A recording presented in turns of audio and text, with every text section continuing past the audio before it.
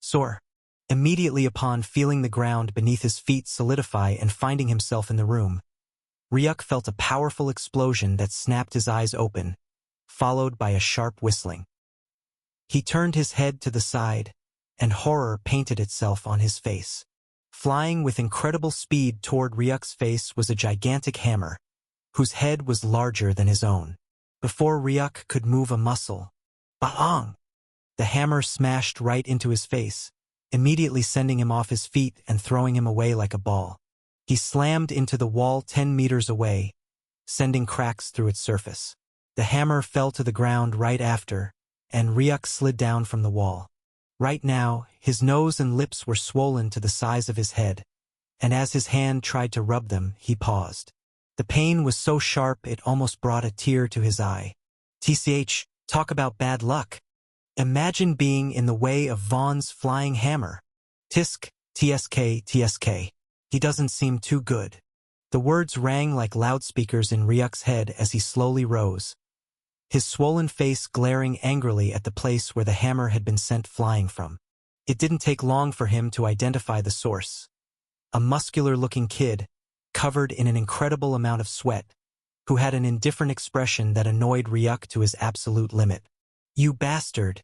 You giant block of shit! Ryuk cursed as his hand reached for the hammer, wanting revenge. But his face quickly changed when he grabbed the hammer and tried to pull it up, only to find the hammer unmoving. What the hell? He thought as he wrapped both hands around the hammer and tried to lift it again, veins bulging on his pale hands. How is it so heavy? Ryuk shouted aloud, drawing another round of mocking laughter from the fallen guys around him. Finally, the muscular bloke walked towards Ryuk, bending down and picking up the hammer as easily as one would lift a pebble, before hooking it by his waist. Sorry about that, kid. Didn't see you in the way. Why would you appear in the center of a battle royale anyway? The proper door in is right over there. The muscular giant gestured to the side, where a door labeled exit was written. It was clearly the place where anyone ought to come in from. Yet when Ryuk turned his gaze to where he had landed, he found himself in the very center of the stage where the battle royale was currently taking place. Somehow, he had teleported right into the middle of a battlefield. Step, step. It didn't take long for Ryuk's gaze to settle on a figure responsible for his plight. Who could it be if not for the boisterous man who had forcefully dragged him to a teleporter? The man stood there, but in his hands were two sharp swords still gleaming with golden energy. Two students could be seen nailed into the wall around him. Feeling Ryuk's gaze, he smiled before replying. That was fully your fault. Ha! Ryuk said with a raised eyebrow as the man walked towards him with both swords in his grasp. When both of us teleported right in, you were in the path of a flying hammer, and I was in the path of two swords ready to clash together with their most powerful energy.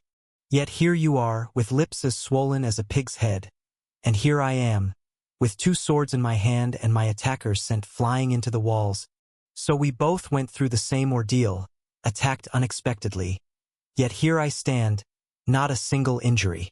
So who else is really to blame for your plight, except your own lack of strength? The man spoke with a taunting expression that struck at Ryuk's heart. The man wasn't wrong. Ryuk could see the two swords in his hands, still flaring with golden energy. That meant the man must also have been unlucky enough to appear right in the path of clashing swords. Yet he was standing fine, unlike him. Who else really was to blame for Ryuk's swollen face if not for his own weakness? If he had been strong, he could have just stopped the hammer in its path, just like how the fallen man had stopped the two swords and sent his opponents flying instead. In other words, it was Ryuk's full fault, and slowly, his anger faded away as he smiled. I understand. Muhahahaha. Very good. The man said with his usual boisterous smile as the two swords in his hands soared to their respective owners, and he clapped Ryuk hard on the shoulder, dragging him up and making Ryuk's feet dangle a few inches in the air. You pompous weaklings here better look up straight. The man called for their attention as the various fallen geniuses turned their focus on him and stopped their fights. This here is, the man said grandly but paused as he looked at Ryuk, who forced out through gritted teeth. Ryuk. This here is Ryuk. A boy that has been placed here by the devilish half-fallen Clestria herself, the man said as the geniuses immediately had their attention piqued to the maximum. The half-fallen Celestria. He will now be the 60th genius partaking in the Ascension Academy test with you all. For the next 1 month, he will be training with you and finding a way to overcome his weakness, so that he will be able to absolutely crush your dreams and hopes in the test, seizing a spot for himself. Will you lose to him, or will he lose to you? That choice lies squarely in your hands. Due to his arrival, further classes will be dismissed for the day and start again tomorrow. You all can leave, the man announced grandly as Ryuk felt his expression drop. What kind of class introduction is that? Now he could feel every one of the fallen geniuses looking at him with fierce intensity in their eyes. Even though they were already aware he was weak, the fact that he had been sent there by the half-fallen herself revealed there had to be something special about him. They would be foolish to underestimate him. Just what did I get myself into? This here will be your room. Room number 0. The boisterous voice of Sir Dracoria rang out as Ryuk looked at the door right in front of him with gritted teeth. The man was still laying his heavy arms on Ryuk's shoulder, and he felt his knees losing their strength with every passing second. Step, step. Suddenly, the sound of footsteps rang out from the side, causing Ryuk and Sir Dracoria to turn their heads in the direction of the noise. They found a scrawny-looking fallen boy with spectacles on his face walking toward them. The boy had a lost expression, so much so that he didn't even realize they were standing there until he was about 2 meters away. He suddenly stopped, stumbled back, and fell on his butt. Who is this weird one? Ryuk thought dumbly, the same thought running through Sir Dracoria's mind. Ha ha ha! Quinn! What good timing! Sir Dracoria said as he finally left Ryuk's shoulder alone and grabbed the boy on the floor, pulling him up to his feet. How are you doing, Sir Dracoria? The boy said, wincing under Sir Dracoria's firm shoulder pinch. He was the epitome of timidity and shyness. Look at this, Quinn, Sir Dracoria said as he pointed to Ryuk. From today on, Ryuk here will be your roommate. What? The boy exclaimed in shock as he turned to look at Ryuk, who still had half his swollen face and a raised eyebrow. But, Quinn tried to argue, but the Sir Dracoria's stare overwhelmed him, making him ultimately swallow his objections. Okay, he eventually agreed. I want you to show him around the academy, the training halls, and the cafeteria. Something a roommate should do for another. You get it? Sir Dracoria said to Quinn, who nodded meekly. Good, the man said as he slowly stepped back, waving at both of them. Well then, both of you better get along. The weak must hang out with each other to survive, you know? Mwahahaha, Sir Dracoria said as he disappeared down the hall. Ryuk furrowed his eyebrows and stared at Quinn, who was also looking at him with the same weird expression. Most likely, both of them had Sir Dracoria's last words ringing in their heads.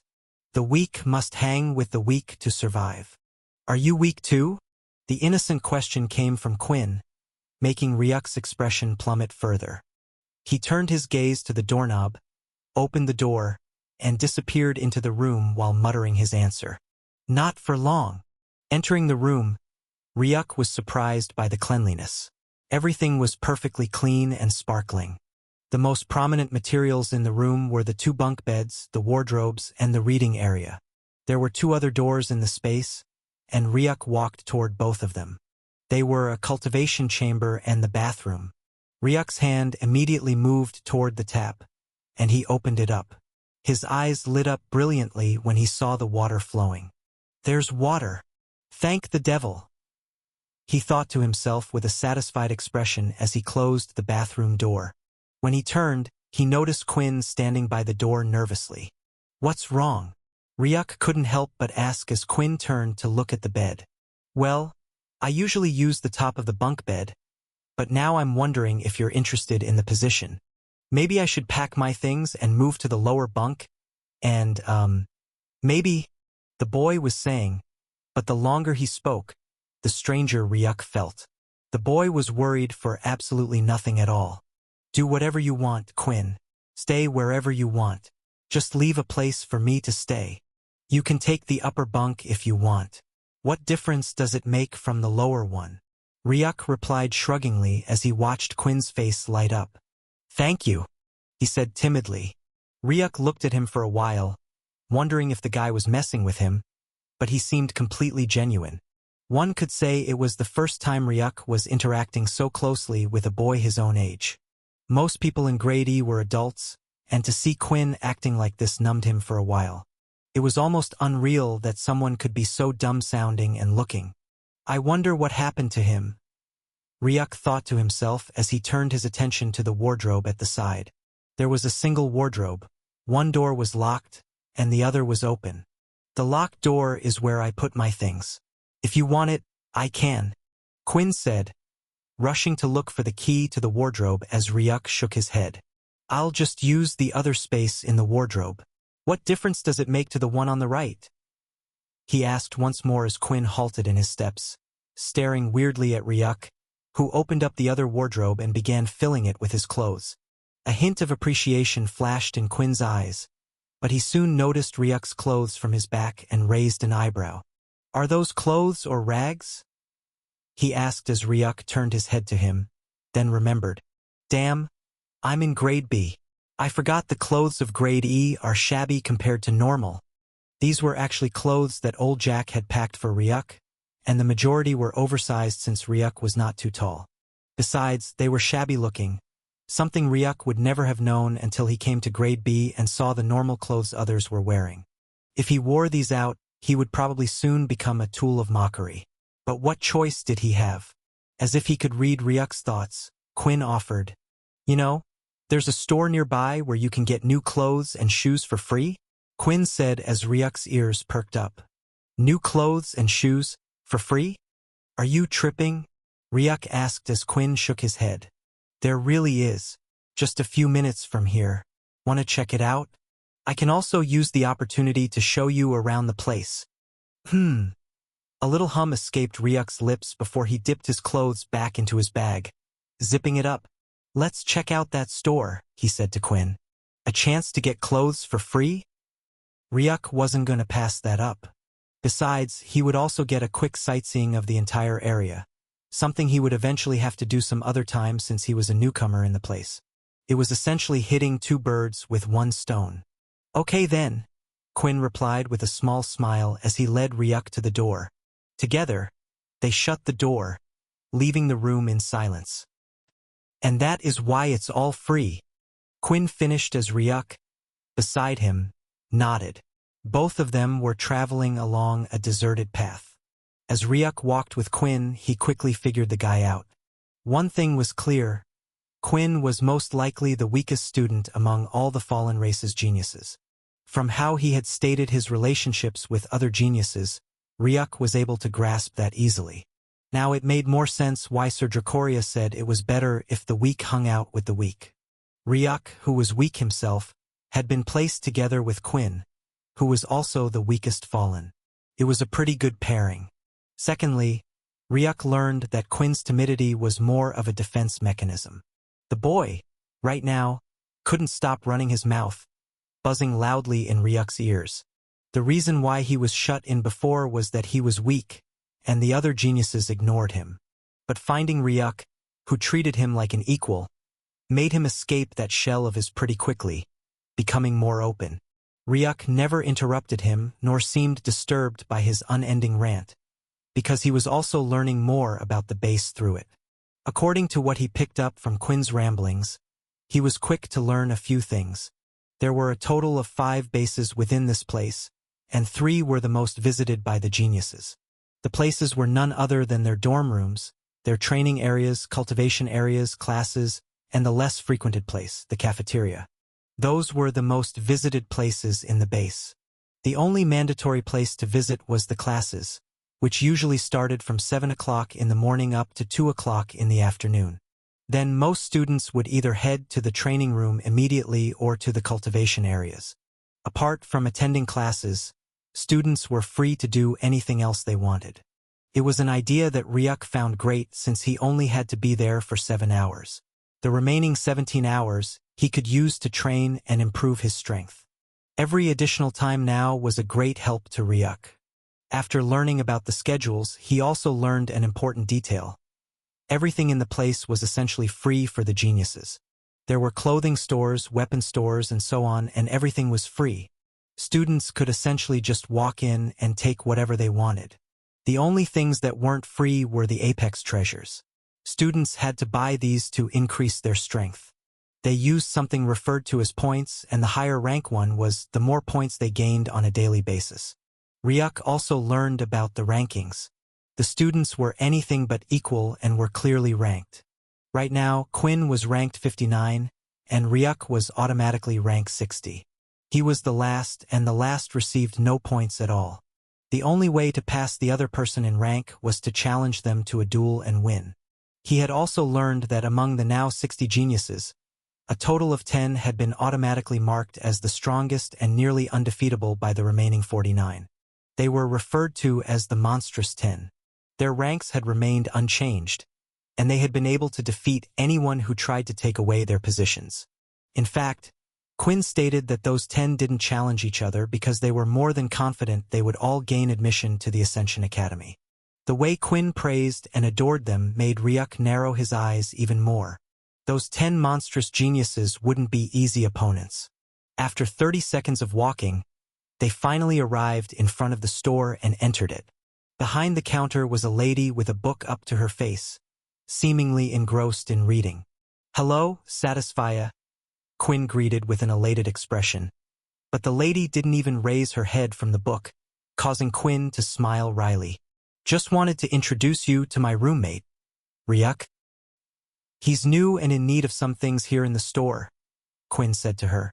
But as usual, the fallen angel didn't reply and simply swiped to the next page of her book.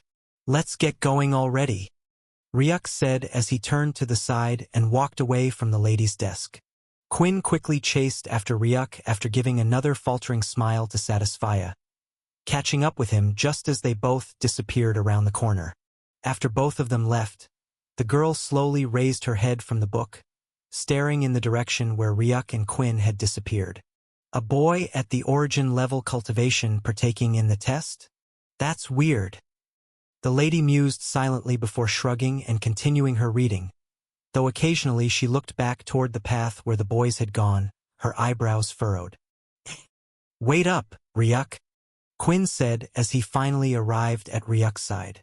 The young man had his eyes on the hanging clothes, his gaze flashing with a brilliant light as his hands weaved through them. "Why didn't you say anything to Satisfia? She might not be fine with that, you know?" Quinn asked, noting how Ryuk had worn an "I don't give a damn" aura in front of the lady and simply moved on. It was something he was curious about. Could Ryuk have known her from somewhere and hated her? "I'll pick that one," Ryuk said as his hand reached for a pair of white clothes and trousers, seemingly made from some fluffy wool. The clothes were sparkling white and new, and Ryuk loved them. Once he tucked them into his arms, he continued his search for more clothes. "Hey, you didn't answer my question. Do you Satisfia a form somewhere before? Do you hate her?"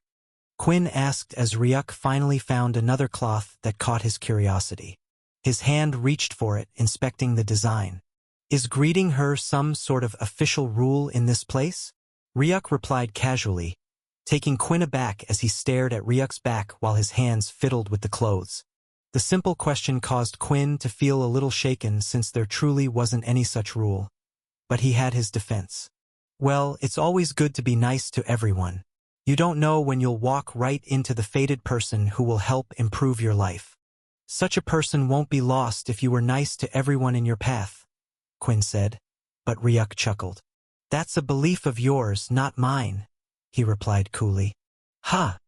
You see, you greet people and try to be good to them, to the point of unnecessary flattery, even when they don't give a damn about you.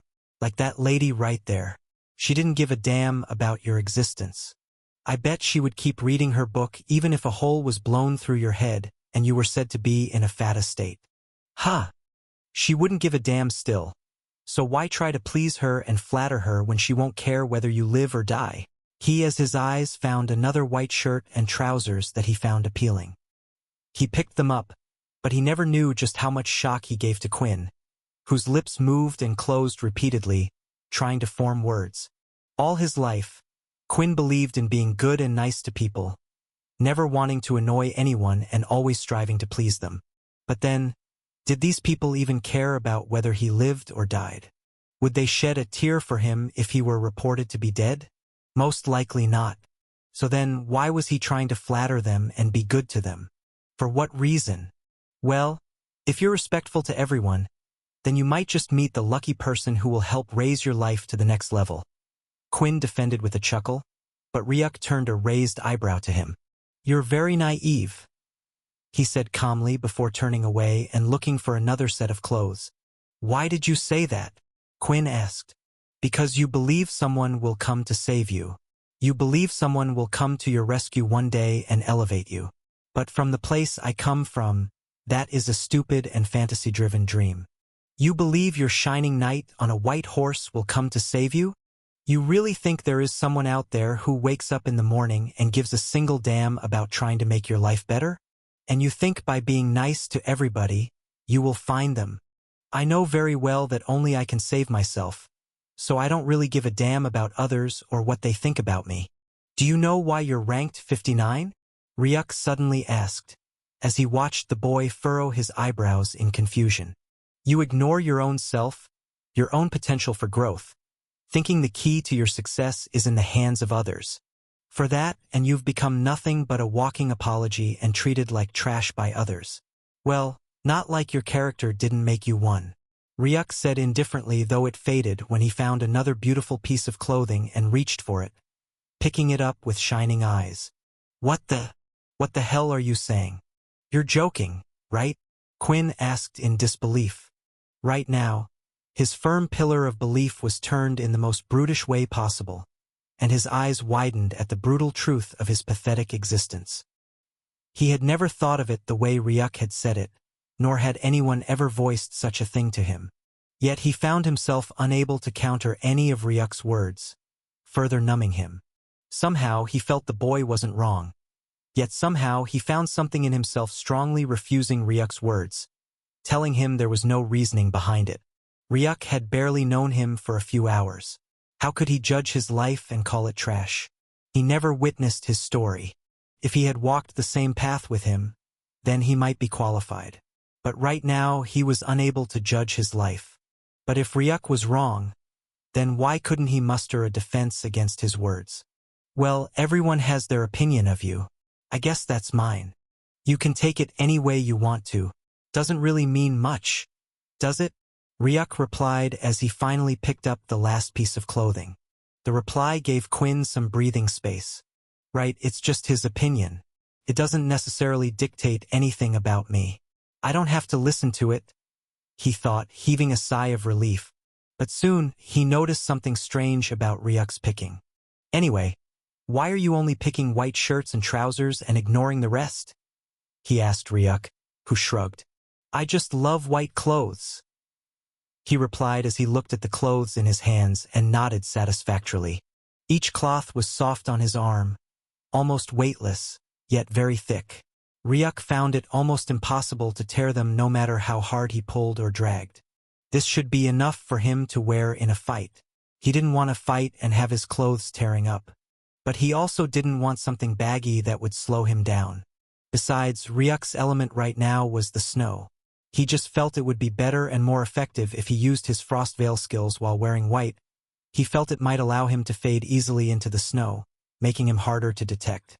It was a better option compared to clothes of any other color, so he found it more pleasing. I'm done with the clothes. You aren't choosing any clothes yourself? Ryuk asked as he looked at Quinn and saw he wasn't really picking up anything. No, there is no need. I have enough clothes already, Quinn said, and Ryuk found his explanation reasonable. Good. Now, let's get back, Ryuk said as Quinn nodded before turning back, and both of them headed toward the exit. Soon, both Ryuk and Quinn appeared at the exit, with Ryuk holding his clothes in a small pack bag he had picked up in another area of the store. Well, goodbye, Satisfaya, Quinn said, waving at the lady as they both exited. When Ryuk looked at the girl at the corner of his eyes, just as he expected. She didn't even raise her head to look at Quinn, keeping her focus on the book. Once more, Quinn felt a little embarrassed, while Ryuk simply thought, "Dumb kid." He saw no reason to greet pompous people who couldn't even be bothered to raise their heads no matter how much goodwill was shown to them. He had easily identified her personality at first glance and had quickly learned to ignore her. But it seemed Quinn couldn't break his habit so easily. Still, Ryuk didn't say much to the kid. It wasn't really his problem. If Quinn wanted to go around bowing and kissing everyone's ass, it wasn't Ryuk's concern. The last thing Ryuk would allow, however, was for that habit to rub off on him or for him to be peer-pressured into doing the same thing. Soon, the two of them arrived back in their dorm room.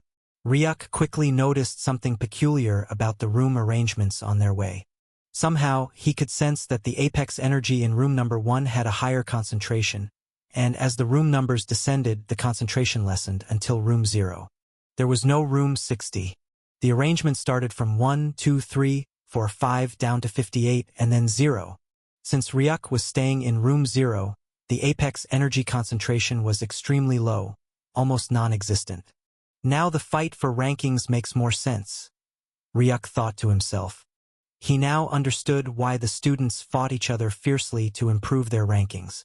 One reason was that their rankings not only determined the number of points they received daily but also their dorm room position. For a cultivator, one of the most basic yet incredibly important resources was the apex energy present in the air. The higher the concentration of apex energy in the air, the better. With the concentration increasing by the rank of one's dorm room, it made absolute sense for students to fight for spots, at least to get into higher concentrated apex energy rooms and, therefore, more access to apex energy, directly improving their strength. Seems like sooner or later, I'll have no choice but to offer a challenge, Ryuk thought. He knew well if he wanted to improve at a faster speed, then being in the most lowest concentrated room wasn't the best of choices. He would have to move to higher concentrated dorm rooms, which will mean challenging the room owners, those who were higher ranked than him. Both of them soon arrived before room 0 and entered. Now that he had new pairs of clothes, Ryuk simply placed them within his wardrobes.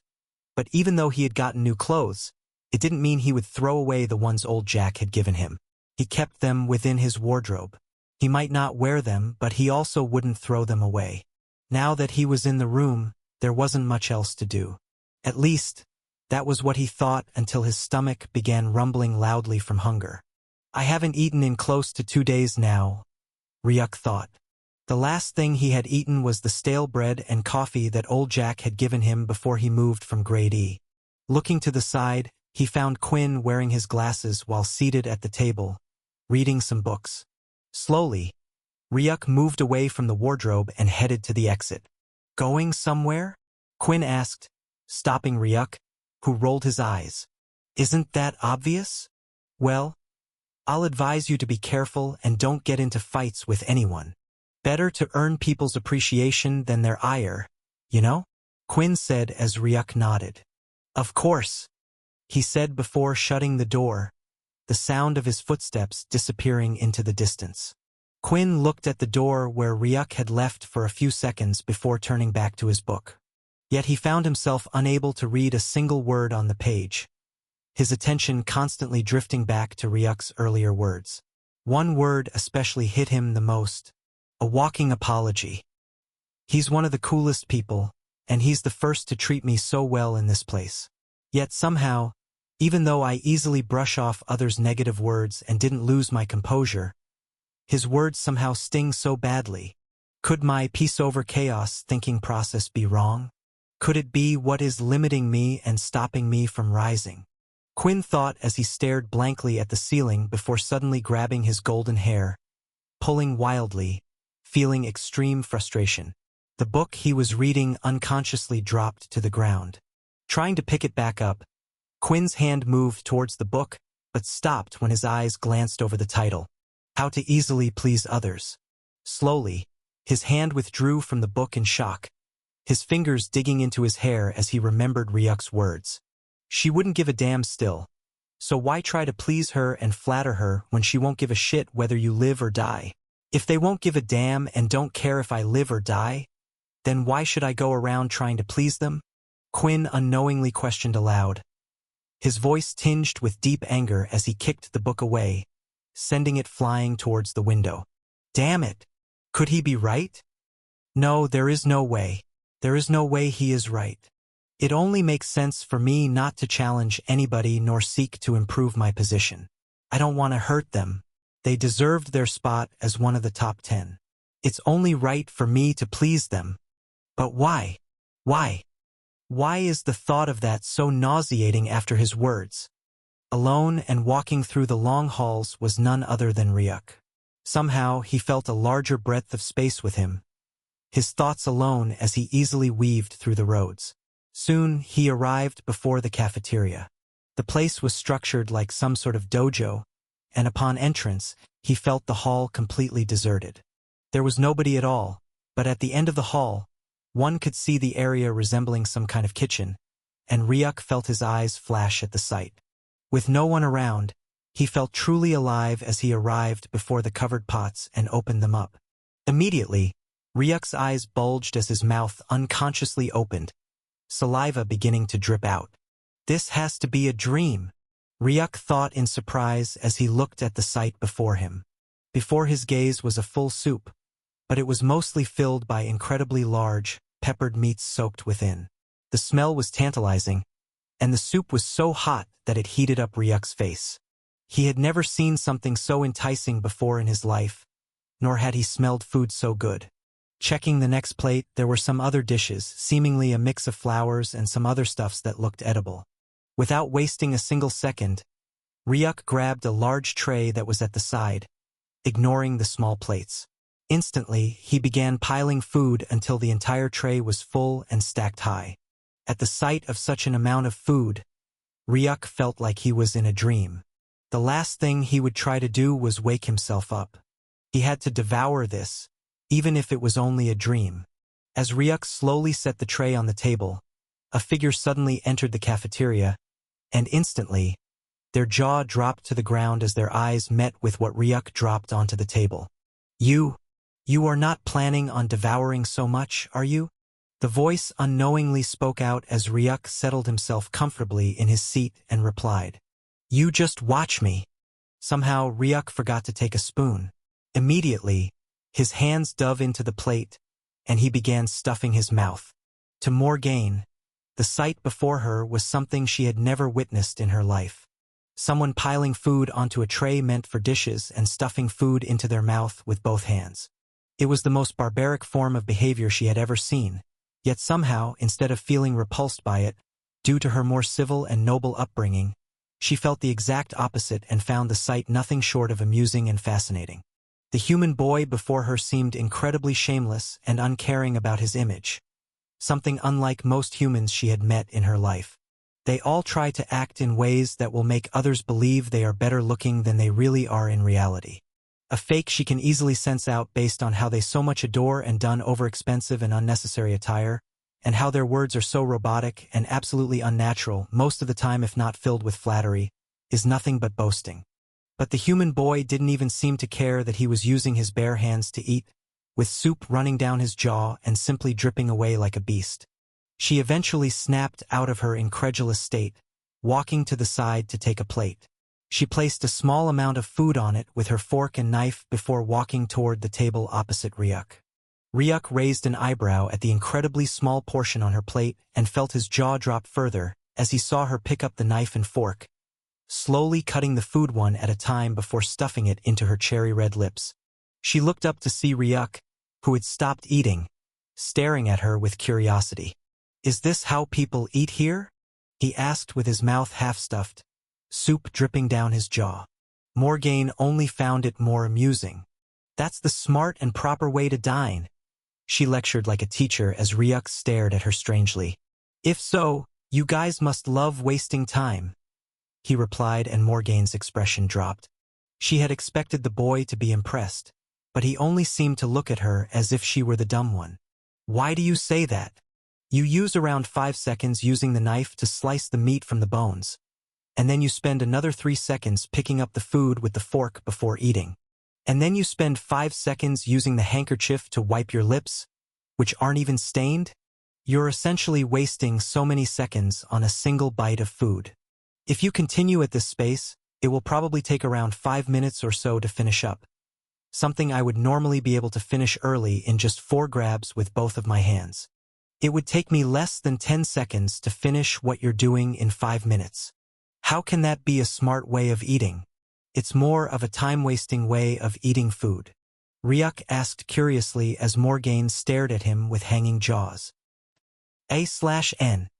I'm not advising you to eat like a barbarian during your family dinner. Please don't try this at home. I won't be responsible for the slap to the back of your head. But eating like you are doing isn't very correct either. You're eating like a barbarian. The soup is literally dripping down your mouth, and who knows just dark, dirty corners those hands of yours could have gone. You can draw diseases and sickness by using your hands to eat. To avoid germs, and to better avoid soups running down your jaw and staining your white shirt, it's much better to use cutlery and also a handkerchief to wipe and avoid stains, Morgaine argued, and Ryuk's eyebrows furrowed, trying to reason with what she said. Surprisingly, he found out she was pretty right in the cloth part, that is. He truly doesn't want to get this white cloth stained. You know what? You're actually right, Ryuk called out as he rose up from his seat, washed his hands in the sink, and wiped his mouth.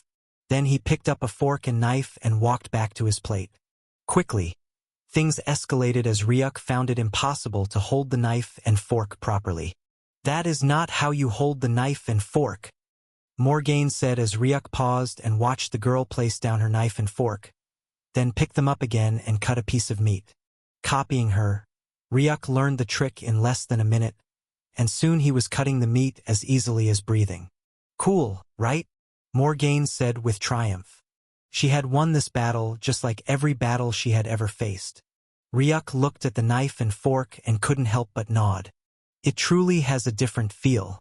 Even though less food is taken in, I feel like there's so much space in my mouth and I'm failing to use it to its fullest potential, Ryuk said as Morgaine chuckled. That's not a thing. You'll eventually get used to it, she said, and Ryuk nodded before resuming his meal. It didn't take long for him to finish his food, and a satisfied expression filled his face as he looked at the empty plate. Somehow, he felt his stomach bulging, and some weird feeling of fullness that he had never experienced before since his birth. I've never felt so alive, Ryuk said with a stifled expression, and Morgaine burst out laughing, causing Ryuk to raise an eyebrow. What? He asked. You're so direct and barbaric. Just where did Mother find you? She asked, and Ryuk raised an eyebrow. Mother? He repeated, and the girl's eyes widened as she realized her error. However, Ryuk's mind quickly pieced things together, and he determined what she meant. Wait, so you mean the half-fallen lady is your mother? He asked in shock, his voice loud as Morgaine signaled for him to quiet down. That was a slip, she said as Ryuk looked at her briefly before shrugging. I somehow found your face familiar in the first place. Now it makes more sense, he replied before rising to his feet. His stomach grumbled, beginning to remain in one place, but Ryuk paid it no attention as he picked up his plate, moved to the sink, and began washing it. Morgaine had also finished her plate and couldn't help but raise an eyebrow when she saw Ryuk washing his. And why are you washing the dishes yourself? She asked, dumbfounded, and Ryuk raised an eyebrow. Is it against the rules? He asked, and Morgaine shook her head. No, but no one washes their own plates here. There are people who will come and wash them. So why bother? She asked. It was strange to her to see someone washing their own dishes, but Ryuk didn't see it the same way. When I found the plate, it was neat and sparkling, so why would I leave it dirty or for others to clean? They weren't the ones who used it, were they? He asked, and Morgaine could only shake her head at his odd reasoning. You really are a weird one, she commented as Ryuk shrugged it off. Finished done with the washing, he dried his wet hands and moved toward the exit. Hey! Morgaine suddenly called out to Ryuk as he paused, resulting in her to catch up to him. I can trust you to keep my secret, right? You're the only one who knows about my mother, she said as Ryuk raised an eyebrow. He didn't see a reason why she had to hide who her mother was, but he also didn't care and made that known by shrugging indifferently. So far I don't have a blade an inch from my neck forcing me to speak. Then your secret will be fine, he said as Morgaine giggled. So direct. Anyways, you arrived today, right? She asked, and Ryuk nodded. Somehow, he hadn't seen the girl when he arrived, but he could guess she was one of the geniuses too. Judging by her knowledge, it seemed news of his arrival had already reached every geniuses present. And you want to get into the top 10 spots of the Ascension Academy? Morgaine asked, and Ryuk nodded again. That was obvious. But how do you plan on doing that with your initial level origin plane cultivation? She asked as Ryuk raised an eyebrow. Easily, she said. If she can see my cultivation, then that means she must be very strong. Somehow, Quinn couldn't tell. He had noticed how Quinn had asked if he was weak too. If the boy was very strong, then he too should have been able to see Ryuk's cultivation and determine without asking. I'll find a way, he replied casually. Want to train with me? Morgaine suddenly asked as Ryuk turned his attention to her, suspiciously. She currently had a light smile on her face as she asked. She didn't seem to have any ulterior motives, either. And why would you bother with that? He replied as they arrived at a crossroads, and Morgaine branched to the side. I'm guessing that's a yes. Come to the training room with the number 3 tomorrow after class. I'll be waiting for you, she said loudly before suddenly fading away into thin air. A second later, a powerful wave of air slammed into Ryuk's face, lifting his hair wildly. She really is strong. He mused silently as he continued on his path and slowly walked away from the scene. Unknown to Ryuk, just 3 buildings away, a figure could be seen on top of one FOT skyscrapers. His eyes narrowed in suspicion as he watched Ryuk slowly walk away. The human boy is with Morgaine, and she didn't seem to look at him with her disdaining gaze too, almost like both of them are together or know each other previously. But that's impossible. How would Morgaine know a weak human boy nor even care to talk to one who is so weak? This is highly suspicious. I have to report this to Alexander, the chubby boy muttered as he jumped down from the structure. Soaring downwards, he never stepped on the ground before fading into thin air in a golden light, disappearing into the distance with incredible speed. Evening is really closing in fast, Ryuk thought to himself as he looked at the sky, which was darkening. There was no sun anyway, so he couldn't really rely on that. But he could tell the sky was descending into darkness, and the moonlight and starlight seemed to brighten the atmosphere. I guess this is how far I'll explore, he thought. He had been thinking of walking around for a few more minutes and checking out the other areas, but with the darkness settling in, he felt it was probably best to stay inside his dorm room rather than walking around alone at night. Knock knock. The sound of knocking reverberated on the solid door as Ryuk tried the knob of his dorm room, only to find it unwilling to budge. Who is that? A tiny voice called from within, no doubt belonging to Quinn. Ryuk, he replied. Oh, the voice responded, followed by the door quickly being opened.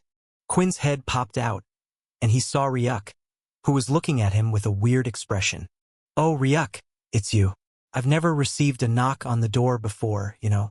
You placed quite the pressure and fear on me, Quinn said, looking slightly shaken. Ryuk shrugged as he entered the room, and Quinn quickly locked the door back. What's with the paranoia? Are there cases of kidnapping around? Ryuk asked, looking at the paranoid Quinn, who was pulling all the locks on the door and tightening them up with a bit of rush. No, but better not to find out. Better to be safe than sorry is the word, you know, Quinn replied before jumping onto the upper bed. Ryuk went to the bathroom, had a cool shower, and got into some casual trousers before moving to the bed. Immediately, the sound of cracking bones resounded as a satisfied sigh left Ryuk's lips. Oh my God, the bed is as soft as a baby's cheek, he exclaimed as he sprawled on the bed, his bones cracking pleasantly while he sank into its embrace. Sleep didn't come immediately, and Ryuk was given time to allow his thoughts to drift. He remembered Grade E as vividly as he remembered his uncle's face, and he couldn't help but feel a pang in his chest. I miss you, Uncle Bob, Ryuk thought to himself. He had succeeded in moving from Grade E and now to the Fallen Genius training base in preparation for entering the Ascension Academy. It was clear to all that he was working towards his goal of getting revenge for his uncle, and that was the only thing that gave Ryuk some semblance of peace in his heart. He was growing and gradually advancing towards the goal he had set for himself. He had used Uncle Jack's card well, and while he hadn't made it to the academy directly, he was at least on the path to it. But somehow, his thoughts couldn't help but also drift to the events of the day. He could remember how he had been mocked upon his entrance to the place. He could remember how vividly the hammer had smashed into his face, and Ryuk had even been unable to lift it from the ground. He couldn't lift the weapon of a fallen genius at all? That just showed how weak he was compared to them, and he knew well who was responsible for whatever had happened to him. Slowly, Ryuk raised his hands to his face and touched his nose, which had been slammed by the hammer. Surprisingly, the swelling had reduced completely, and he couldn't feel the slightest cut or soreness. Host can suffer many wounds, but with Host's special body, even if your hand was severed, Host would be able to easily grow it back with his automatic ability of regeneration. The system explained, and Ryuk nodded before smiling. They can hurt me easily. They can bash my face in. They can send me flying. But no matter how much pain they inflict, no matter how many cuts they give me or how much they injure me, Ryuk thought as his lips parted, forming a sadistic and veiled smile. I still won't be scared knowing well about my crazy regeneration that comes from my weird nano-physique. And when I show up the next day, I'll have 0 injuries on me at all. That is an advantage only I possess, and an extra ticket which I can to secure myself a position. Ryuk thought to himself as he clenched his fist. But he soon relaxed them before slowly closing his eyes. Sleep was slowly settling in, and he was losing consciousness. One more glance above his head, where Quinn was sleeping on the upper bed, and Ryuk gave it a quick look before finally letting himself fall into unconsciousness. Tomorrow would no doubt be a wild day. He would need as much rest as possible if he were to survive it at all. 3 hours later. Hey, Ryuk? You up? The voice suddenly resounded in the room, its source none other than Quinn. Ryuk?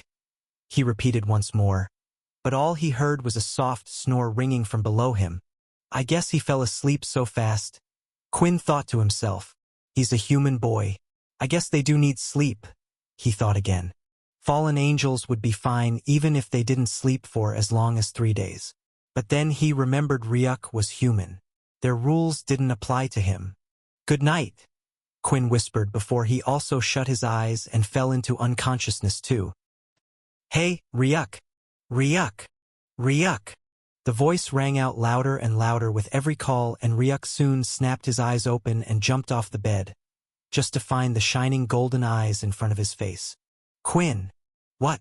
Ryuk asked as Quinn pointed to the side where a clock could be seen, and Ryuk's jaw dropped. It's 6:30 already. Class resumes at 7 o'clock, remember? Quinn said as Ryuk wiped his eyes and focused his attention on the clock. Instantly, he jumped up to his feet. Damn! He screamed as he raced to the bathroom, grabbing a few clothes from the hanger before disappearing into the shower. I actually slept so hard. That damn soft bed is to blame. Ryuk thought to himself as he quickly disappeared into the bathroom and got himself ready for the first official training class. Run faster, Ryuk, or we'll really be late. The alarmed yet confused voice of Quinn echoed in the background as he turned his head. About 15 meters behind him, none other than Ryuk was running forward, his breath puffing out in heavy clouds. What the hell? I am running as fast as I can. Ryuk roared back, glaring at Quinn's disbelieving face with an annoyed click of his tongue. But he wasn't annoyed at Quinn. He was annoyed at himself. Quinn didn't even seem like he was running at his fastest speed, yet Ryuk was failing to catch up even after using all his strength to run. The air slapped against Ryuk's face, and he could clearly feel the difference in his current speed, which must have improved significantly thanks to his stats. Yet, even after leveling up, he still couldn't catch up to Quinn. How are you even so fast? Ryuk panted. Aren't you the weakest fallen genius around? Ryuk asked, stepping up his speed as he finally managed to get within arm's length of him. Quinn was running so fast, yet his face remained casual, and his glasses didn't even seem close to falling off. Well, you humans seem to be slower than normal, Quinn said with a smirk. And we fallen angels have wings too. Ryuk turned to look at Quinn's back and saw two small golden wings flapping wildly. However, Quinn wasn't flying. While mine are too weak to fly, flapping them no doubt boosts my speed.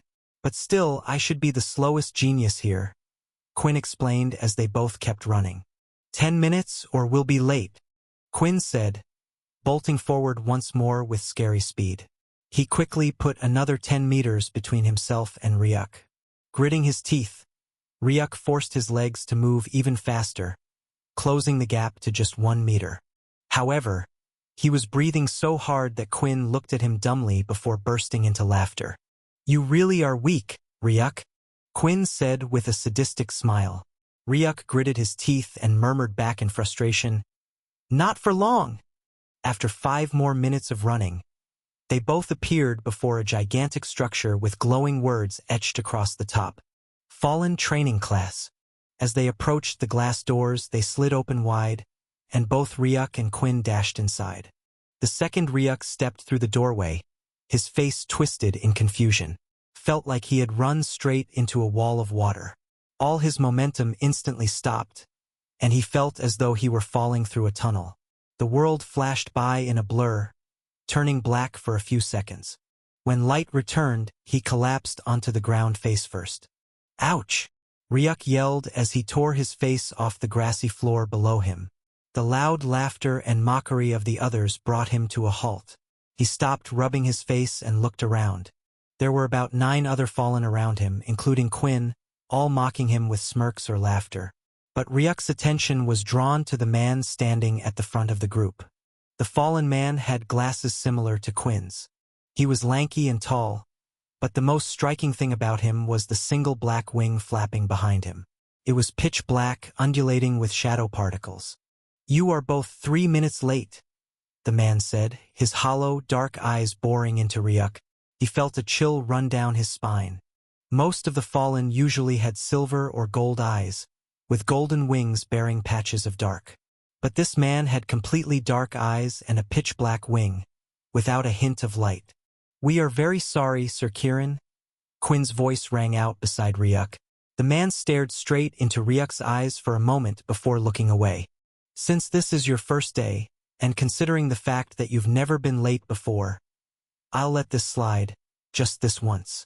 The next time, your punishment will be going through the training twice without a rejuvenating bath, Kieran said, his voice cold and fear-inducing. Finally, he directed his attention away from Ryuk and Quinn. The training today remains the same as it has been since the start of the week. However, with the appearance of a newcomer, I will go through it one last time, he announced. Ryuk rose to his feet, listening attentively. Outside this ground, exactly 50 kilometers away, you will find the first test, the Skyshard Mountain Climb.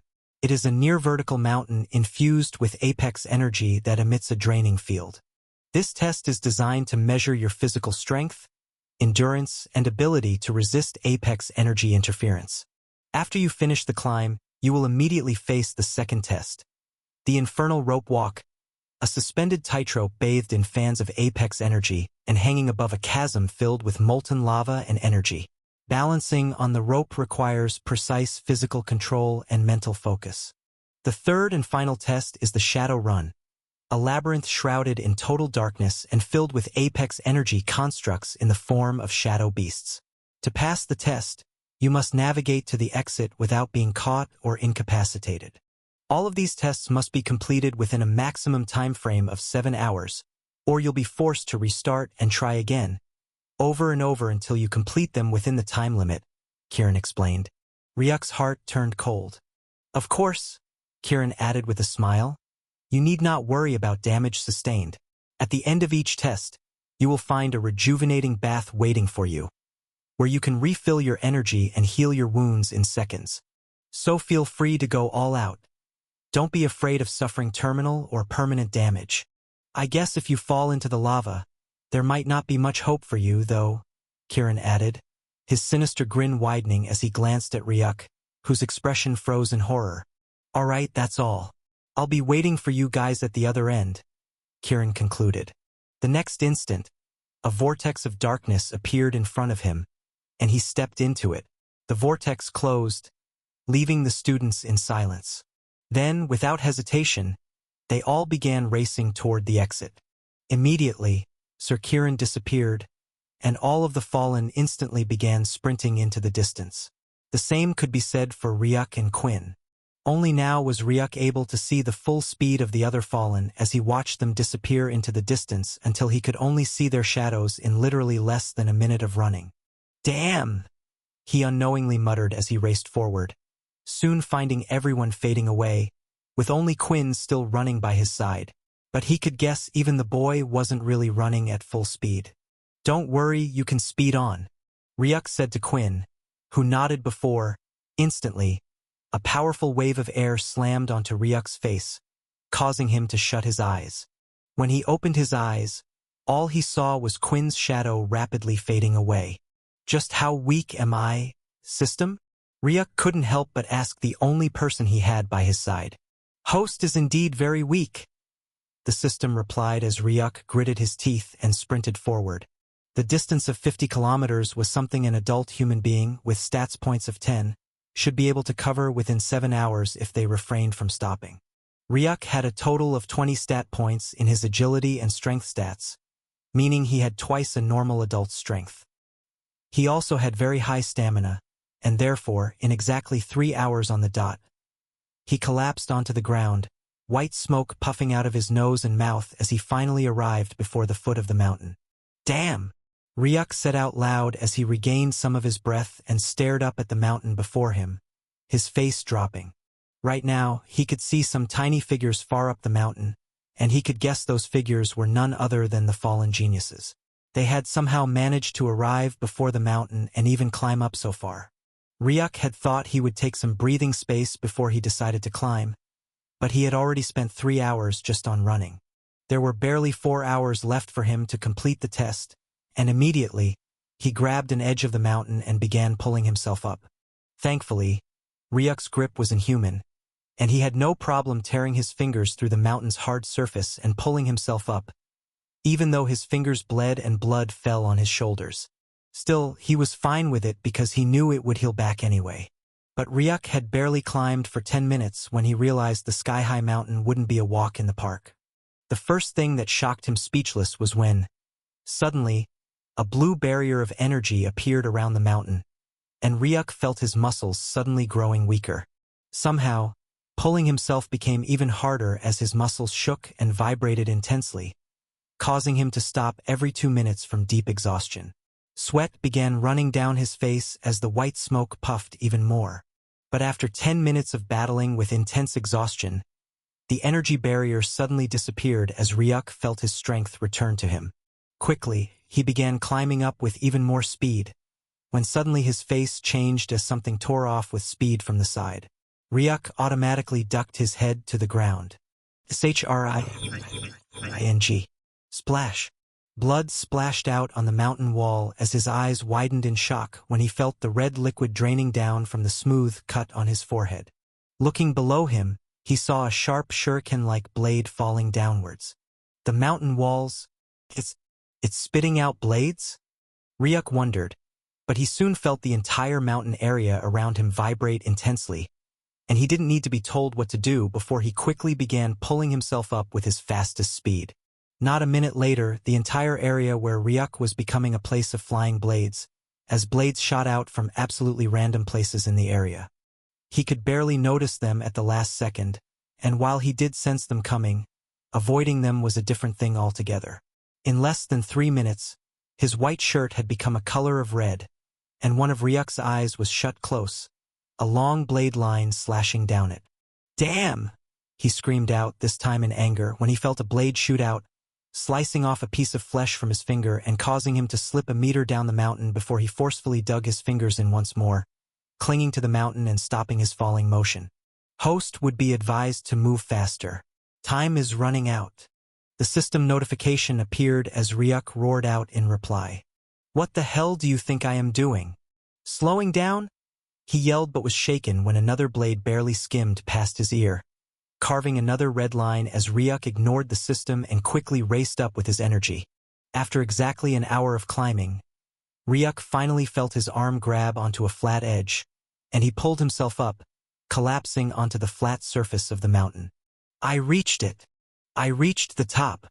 Take that, you pompous bastards. Ryuk roared as he ignored his injuries and raised his head to look in front of him, expecting the fallen genius. But his face changed when he saw where they were and what they were doing. Don't tell me I'll have to do that too? That can't be part of the training, is it? It seems like Host has arrived at the second training phase, the infernal rope walk phase. Right now, before Ryuk's gaze was something that could only be straight out from a nightmare. Just a few meters away from him were a total of 5 thick, long ropes that were burning with flames, and the fallen geniuses could be seen walking on the ropes casually and racing into the distance on them. When Ryuk moved closer to the edge and looked at what was beneath them, all he saw was bubbling red lava and an incredible amount of heat waves that made him automatically take a step back from fear. No way! No way I am crossing that. It was a suspended tightrope glowing with flames of apex energy, hanging over a chasm filled with a vortex of molten lava and energy. Balancing on the rope before Host would only require precise physical control and mental focus. Host need not be afraid of the apex energy flames. The flames only burn through the apex energy shields of those who rely on them too much. Host doesn't have enough apex energy in his body to form a shield anyway, so Host has nothing to worry about regarding the flaming rope. All Host needs to make sure of is to simply look at the end of the rope and ascend as fast as possible. As for the heat coming from the lava, it's not enough to melt Host's special skin. There is nothing for Host to fear about this particular test. But the same can't be said for the next test. So Host will have to speed across as fast as possible to have enough time to partake in the next test. The system spoke lengthily as Ryuk's jaw slowly closed, and he exhaled loudly. So the flames on the rope don't burn, and the lava heat is too weak to bypass my special nanobody. I can do this. I can do this. Ryuk muttered to himself as he rose to his feet and immediately stepped onto the rope. Just like the system said, the flames didn't burn Ryuk's feet, and immediately he began walking forward. Running on the rope wasn't an option at all, as below Ryuk was bubbling lava he didn't even want to look at. Doing so created vivid, unpleasant images in his mind, images of him looking like a cooked goat. So, with a step at a time, he slowly covered the distance, and a hint of a prideful smile began to make its way to his face. His walking speed on the rope even increased until it suddenly happened. Vroom! What the hell? Ryuk roared in shock and fear as he felt his legs instantly slip. Before he could be sent flying straight for the lava, he grabbed onto the rope and hugged it tightly with both arms and legs. Damn! Damn! I'm gonna die here. Roasted to death. Damn! Opening one of his eyes and looking at the rope, Ryuk saw it vibrating all of a sudden. The rope, which had been as thick as a plank before, was now snapping and vibrating, a feature no one could have expected. It was probably meant to test the genius's precision and how they fare when walking on an unstable platform. But now, Ryuk couldn't worry about that as he was clinging to the rope with both arms and legs. Without wasting another second, he quickly began raising himself up the rope, using both arms to drag himself forward and his legs as a powerful anchor. Hee! Take that! Ryuk roared aloud, feeling his genius idea was working. Devil be damned, he should have clung to the rope in the first place. He would have moved even faster. Quickly, his speed increased. Feeling more control with his hands than his legs, he rapidly moved forward. But then his eyes narrowed as he saw a beam of blue energy sweep forward along the rope. Ryuk clung tightly against it, not knowing what the beam would do. The beam passed by him and disappeared into the distance, leaving Ryuk feeling nothing. Well, that didn't do much. And I'm almost at the finish line, Ryuk thought as he sped up, only to feel his face change when the smell of roasted meat reached his nostrils. Humph, humph, something smells good. And oh my God, what a beautiful smell. I wish I could take a bite, Ryuk thought, but the system notification made his blood drain from his face, turning it pale. Host is the one being cooked. Perhaps Host should pay attention to the lava below him.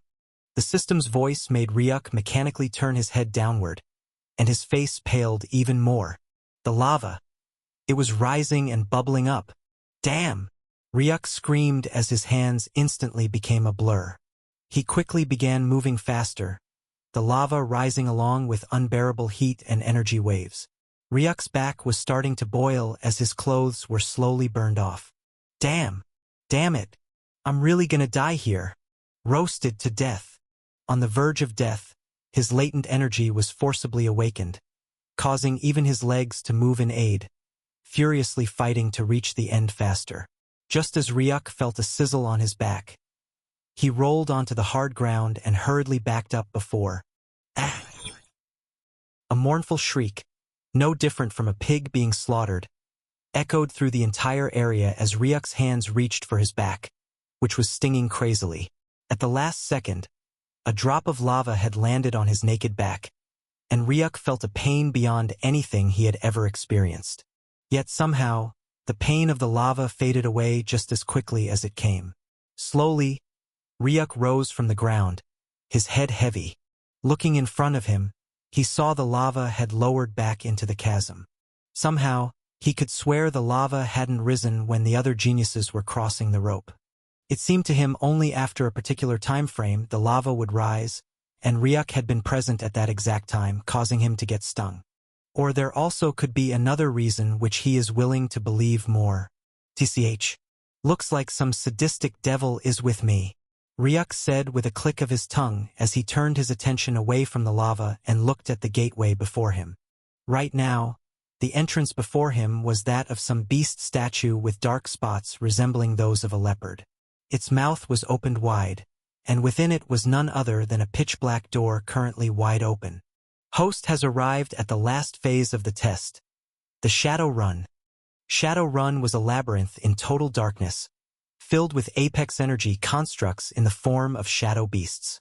Participants had to navigate to the exit without being caught or incapacitated. This was what Ryuk could remember from Sir Kieran's description. Now, there was nothing but the beast's wide-open mouth and the dark door. At least Ryuk knew that behind it lay a labyrinth he must navigate. Host has 1 hour and 30 minutes left, or he will be sent back to the starting line and forced to start all over again. Something I think would be impossible for Host due to the amount of injuries he has currently suffered. The system's grave notification resounded, reminding Ryuk that he didn't have much time. He had spent 3 hours running, another climbing the mountain, and 1 hour and 30 minutes walking the infernal rope.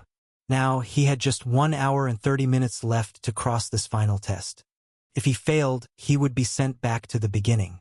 Ryuk had started the test just a few seconds ago with full energy. If he failed and was sent back, he would no doubt fail even worse this time due to his already weakened state. The cycle would simply continue over and over. Judging from how he had not entered Sir Kieran's good graces due to his late arrival, Ryuk doubted the man would pity him at all. So, Ryuk immediately raced forward, entering the mouth of the beast statue and disappearing within. When he entered, everything before Ryuk was pitch black. The only things he could see were the walls at his side, which somehow radiated a faint pink light from the embedded gems. Moving to one of the walls, Ryuk placed a hand on its surface and began racing forward. He understood what a labyrinth was, but he had never been in one before. Still, placing his hand on the wall in the darkness gave him something tangible to hold on to mentally. After running straight for 10 minutes, Ryuk noticed the wall to his left curving into the distance, but he ignored it, keeping his hand on the straight wall and continuing forward. For 20 minutes straight, he avoided taking any detours, before eventually arriving at a dead end as the wall he was touching curved to the side. Ryuk followed it but quickly noticed the wall curving away from the straight path again. Without hesitation, he removed his hand and placed it on the second wall, which he felt was curving forward once more. Quickly, Ryuk began following it, his hand firm on its surface.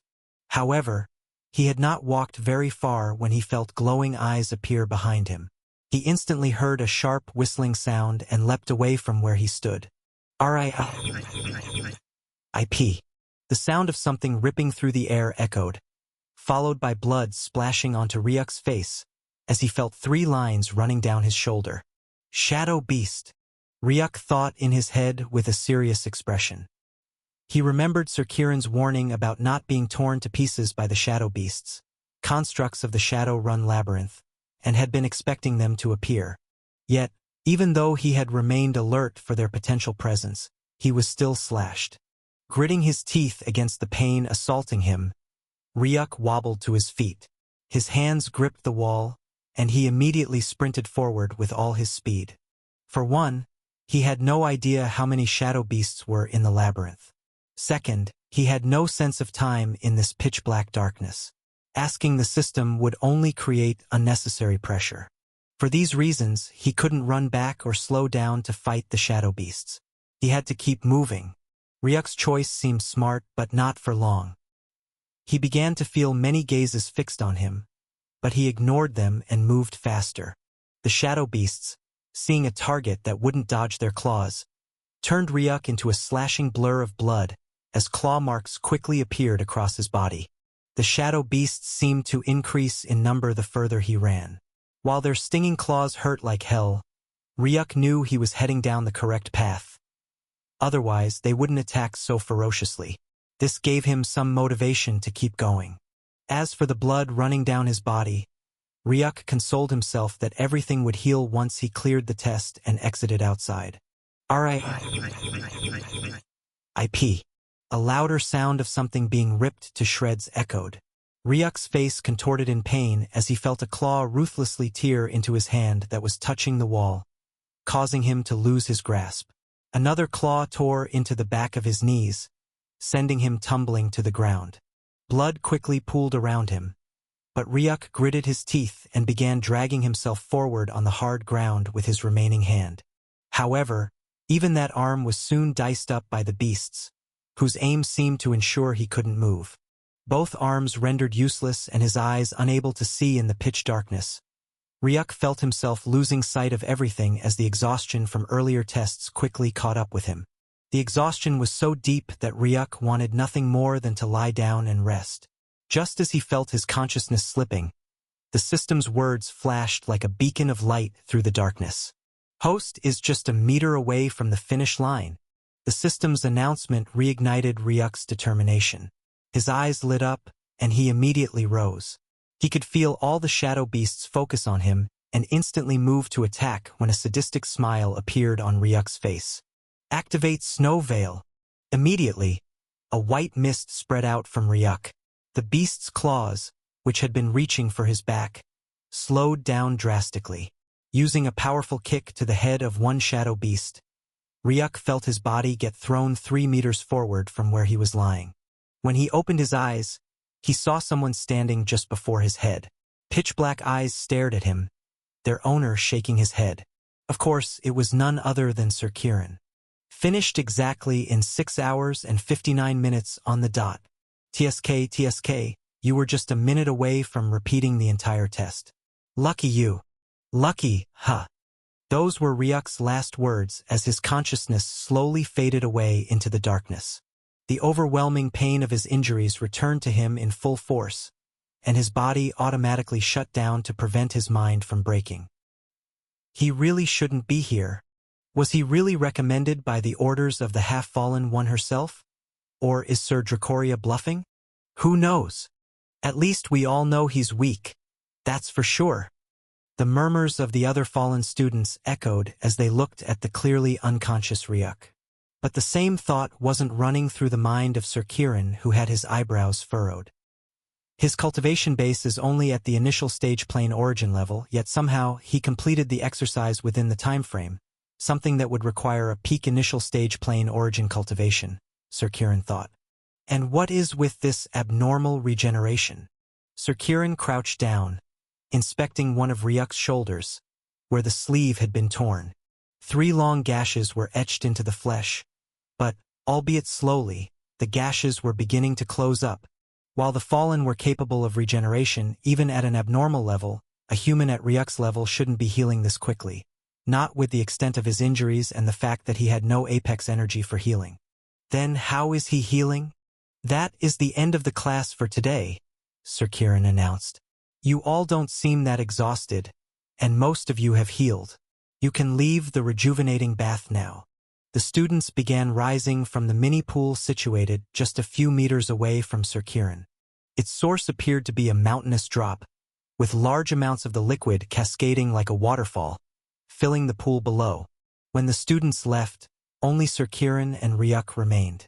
Without hesitation, Sir Kieran's single wing morphed into a shadowy claw that grabbed Ryuk's shoulder, lifting him into the air before throwing him straight into the pool of rejuvenating essence. One last glance at the rippling pool, and Sir Kieran turned and left. His abnormal regeneration should help him, but the pool will work faster, Sir Kieran thought as he walked away from the scene. Ryuk's body suddenly burst to the surface. The blue liquid began infiltrating his nose, mouth, and ears. His body twitched uncontrollably until, suddenly, his eyes snapped open with a sharp exhale tearing through the air. What appeared before Ryuk's line of sight were the words, "A rejuvenating serum has been found." Proceeding to absorb rejuvenating serum to heal host's injuries. Important notice: host's nanobody has been detected to possess the capability of absorbing the source essence that makes up the rejuvenating pool. Does host wish to directly absorb this source energy? The system's prompt appeared, and Ryuk needed only a moment to process the information before replying. Yes. Host has given permission for nanobody to absorb source essence. Prepare your mind, host. Source essence energy is beyond host's current level of harmonization and might cause discomfort. The system's warning came just as Ryuk gasped sharply, his mouth opening wide. The blue essence swirled into him, forming a whirlpool with him as the center. The scene resembled a black hole, with Ryuk absorbing everything in sight. Quickly, a feeling of bloatedness assaulted him, as though he were being stuffed with an unending amount of food. His heart spiraled out of control, the sound of mechanical reverberations echoing through his being. The monumental pain that followed shocked Ryuk to his core. Congratulations! Host's body is rapidly undergoing improvement. +3 stat points in strength. +3 stat points in endurance. +5 stat points in agility. +4 stat points in strength. +5 stat points in agility. Important notice: host's body is beginning to break down from the unlimited amount of energy. Arurfra. A beastly groan of pain tore through the area as words flashed before Ryuk's face. Caution. If host keeps absorbing energy, the chances of exploding are 75% within the next minute. Does host want to revoke permission for source energy absorption? The system's prompt appeared, and Ryuk struggled to focus his bloody eyes on the panel before calling out in his heart. Yes. Yes. Order received. Source energy absorption stopped. The system announced as Ryuk swam out of the pool, collapsing onto his back. His chest heaved up and down as he lay there. He felt limitless strength coursing through his veins, yet it came with its own pain, leaving his body unbearably heavy. Quickly enough, the heaviness faded. Ryuk touched the ground, trying to lift himself, when, crack! What the hell? Host has undergone a monumental change in power due to absorption of source energy. The energy in host is currently running amok and uncontrollable. Host is advised to rest. The system's warning flashed as Ryuk narrowed his eyes, glancing around. Right now, the pool was behind him, and a resting area lay to the side. Gritting his teeth, he forced himself up and staggered toward the seat. Collapsing onto his back, he breathed heavily. Just what the hell happened? Ryuk wondered in shock. All he could remember was the fallen dark-eyed man, and then unconsciousness. The next thing he saw were dangerously flashing notifications. Congratulations on host on successfully completing the hidden quest. Passed the test. Rewards. Plus 1 level up cards. Plus 200 EXP. Total EXP. 0/200. Would host like to level up? The system suddenly said, as Ryuk's eyes flashed in shock. He had never expected the system to reward him for surviving that hellish experience. Now it all seems so worth it. Yes, Ryuk replied, and once more the energy flow came into his system before fading away just as quickly, and the notification once more appeared. Congratulations! Host has leveled up to level 4. Plus 10 attributes points obtained. Level up card 1. Does host wish to use level up card? No. Ryuk replied, backed by some simple reasoning. Will be wiser to see my current stats first. Activate system interface. Activate system interface. System interface. Name. Ryuk null. Age. 16. Race. Half null, half unknown. Level. 4. EXP. 0/400. Stats. Strength. 20. Plus 20 extra points. Agility. 20. Plus 15 extra points. Intelligence. 20. Charisma. 11. Endurance. 15. Plus 25 extra points. Luck. Null. Attribute points. 10. What's with the additional 20 points? Ryuk couldn't help but ask, noting the extra bracketed points present on his stats interface. It seems there exist various forms of Apex energy not easily accessible to others, but present in various natural Apex treasures. One of these energies is the Source Energy, found in the Rejuvenation Pool, a natural Apex treasure. While Apex energy containing Source Energy is typically used to treat injuries and clear fatigue in the way the Fallen family expected it to be used, the host's nanobody seems capable of extracting the source material of this energy directly into his body to boost physical stats. This is a feat that ordinary bodies are incapable of. The Source Energy is normally impossible to extract directly or is only mildly absorbed, but the host's special nanobody negates this limitation. This caused a situation where instead of simply treating the host's injuries, the host directly absorbed the Source Energy from the rejuvenation liquids, significantly boosting his stats. This is the reason for the additional bracketed points. The system explained as Ryuk sat down, unable to muster a word. But isn't it insane? All of my physical stats just almost doubled from something as simple as a bath? It is important to add that the host's badly injured body is the major reason for this massive increase. If the host had been uninjured, then the host's cells would have fought against the Source Energy, and there wouldn't even be space for it in the first place. Still, the host can truly thank his unusual body for this, the system said, and Ryuk exhaled loudly. Seems like my nanobody isn't just for show.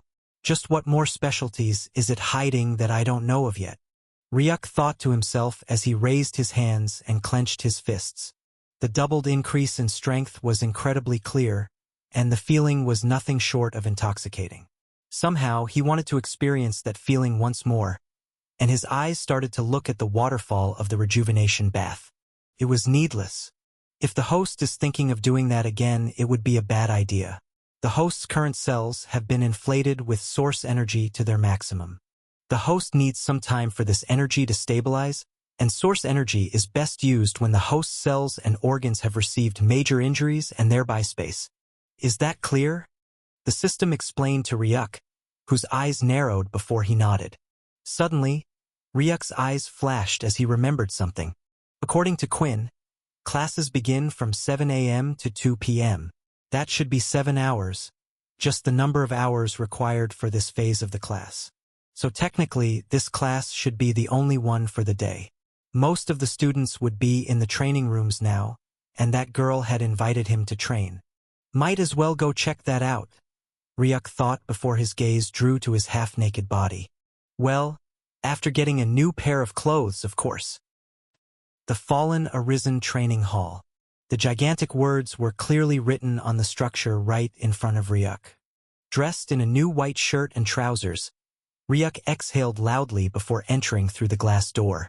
The second he stepped in, It was like he had walked into a war zone, as he felt reverberations of power through the walls around him.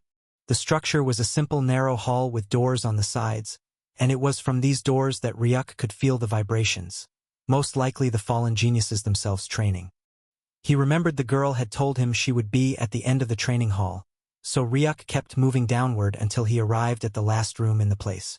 Here, he felt a monumental amount of vibration that was twice as intense as the rest, and his heart unconsciously began to beat faster. Raising his hand, Ryuk knocked thrice but received no reply. It would have been strange if he had, considering how loud it currently was. With a sharp inhale, his hand reached for the knob, and he opened the door before stepping in. "What the?" Ryuk exclaimed in shock as he ducked his head, just in time for a body to crash straight into the wall above him, sending dust and bricks raining down on him. Cough, cough. A bit of coughing ensued, and that seemed to finally stop the vibrations as the hall quieted down and Ryuk waved through the dust. The scene before him was one of absolute decimation. Robotic pieces of bodies were strewn all over the walls, their bodies still sparking with electricity. Torn robotic arms and legs, ripped out energy cores. It was like some beast from hell had been unleashed upon the robots. Turning his gaze away from the broken robots, he soon found the beast from hell that was responsible. A girl stood in the training area, her hair tightly bound into a high ponytail, some stray strands sticking to her sweat-slicked forehead. She wore a fitted battle singlet that clung to her athletic frame, highlighting her toned shoulders and chest, which were bigger than Ryuk's. In her gloved hands was a bottle of some green liquid, and she had a smirk on as she stared at Ryuk. "You're late, pretty barbarian," Morgaine said to the boy, who shrugged helplessly. "The class ended up being harder than I expected," he murmured back as Morgaine chuckled and the bottle in her hand disappeared. "I heard about it already. It's a miracle you're even standing here at all. Some of them said you wouldn't be able to rise from the bed for the next couple of days," she said, and Ryuk's eyes narrowed. Just how had she known that? She wasn't in their training today. They were just 10 of them in that class. That meant somehow information must have spread. "I'm here for the training. What do you do?" "First, I see how strong my opponent is," Morgaine said as she stopped taunting Ryuk. In the next instant, a blue holographic panel appeared, which she quickly began typing on. The various cave-ins around the area began closing up, the cracks mending themselves, and the robots being absorbed into the walls. Less than half a minute later, the room Ryuk stood in was spotlessly clean and sparkling white. "Interesting," he thought to himself. "Ryuk, right?" she suddenly asked. Ryuk nodded his head. He wasn't surprised she knew, as he was well aware of how widely his reputation was spreading. "Yes. And you are?" he asked, thinking of her as the girl, which was a bit tiring. "I am Morgaine. So tell me, Ryuk, what is that one special thing you've noticed about us Fallens?" Morgaine asked. Before Ryuk could think of what was in his mind, the air slapped heavily across his face, and Morgaine appeared just a few centimeters away from him. "Well, you all are pretty fast. Crazy fast. That's a solid point. After the Shadow Walkers with their ability to fade into shadows, we Fallens are the second fastest race. When I moved just now, I clicked my fingers twice, swerved my sticky hair back, smoothed it with my hands, and wiped the sweat off my face. But all you saw me do was simply take a single step forward and arrive in front of you. Right? You never saw the rest of the motion, did you?" Morgaine asked, her voice as taunting as ever. Ryuk couldn't argue. He really did pick up the sight of her feet leaving the ground but never caught the rest of the actions she mentioned. "We Fallens pride ourselves on speed and overwhelming power. Our battles end in a few seconds. We love to overwhelm our opponents rather than going one by one, testing abilities and all that nonsense. The way of the Fallen is the way of domination. The final test will most likely be done in the way of domination, meaning 10 people will be chosen to represent the family in the Ascension Academy. It will be a free-for-all fight, and you can rest assured that only the 10 most powerful will be chosen. You don't need to worry about reading some old scrolls like some idiots are currently doing. Just focus on being able to defeat everyone, and you'll be fine. Morgaine explained lengthily before a holographic panel appeared in front of her, and she began typing. Quickly, Ryuk witnessed the ground beneath him undergoing metamorphosis, rising higher into the air. Soon, some sort of arena had been formed, leaving Ryuk and Morgaine standing 10 meters apart on it. Let me see what you're capable of, Ryuk. Don't worry. I will only use 10% of my true strength, Morgaine said with a confident smirk. True to her words, Ryuk saw the golden glow on her wings dim considerably, as if her strength was being toned down. It seemed like she was serious about this strength thing. Bong! The ground shook as a snowy white figure tore off the ground, the air wave exploding with power in the face of Morgaine, whose hair flapped around her face. A smirk that reached her ears appeared when she felt the magnifying punch less than an inch in front of her face in easily less than 3 seconds. Boom! Ryuk's fist tore through the air with all his power as he slammed a punch toward Morgaine's face, his face holding no remorse at all. He also wanted to see how strong he was, and since she was confident enough to deal with him with just 10% of her strength, then he wasn't to blame if she got some bruises.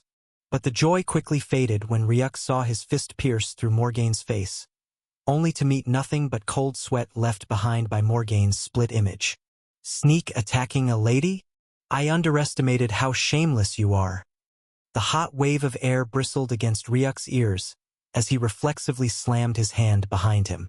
But Morgaine easily dodged it, grabbed Ryuk's flying hand, and revolved around him with horrific speed. What the? Ryuk called out in his head in shock when he felt a backhand slamming forth with speed toward his head. The power of the backhand was so immense that Ryuk's legs slammed into the ground and then spined back into the air, revolving twice from the momentum before slowly dropping down. How fast? He thought as he saw Morgaine slowly raise her hands. Then, she faded into thin air. B-E-N-G. A mini shockwave rippled through the air as Ryuk, before his feet could land back to the ground, was sent flying away from the arena with twice the speed he had come running in before, slamming into the wall and digging through it. Trickle, trickle. In the dead silence that followed, the sound of blood trickling onto the ground broke through. As the dust settled, it revealed Ryuk sitting in the crack imprinted in the wall, blood trailing down his jaw and dripping onto the ground. Did I use too much strength? Perhaps I should have lowered my strength to 5%. Morgaine muttered, just loud enough for Ryuk to hear. In the next instant, she watched as strands of stone fell downward, and Ryuk tore himself out of the wall, landing on his feet. Raising his head, Morgaine caught sight of the wound on his head rapidly closing. In less than 5 seconds, it had disappeared, leaving not even the blood behind. No. Your current strength is just perfect. Let's continue, shall we?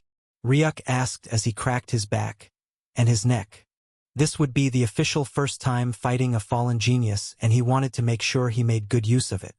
Morgaine's 10% true power was just perfect. Not too much to overwhelm and far from being too easy for him. Morgaine smirked before. Once more, she faded into thin air. But in the next instant, the ground beneath Ryuk also shook as he tore forward rapidly. 2 punches. One milky white and one glowing with golden energy. Slamming hard at the center of the arena, sending chaotic pulses of energy and shockwaves rippling through the entire area. Step, step, step. The sound of stepping back resounded as Ryuk took 3 steps backward, losing the exchange.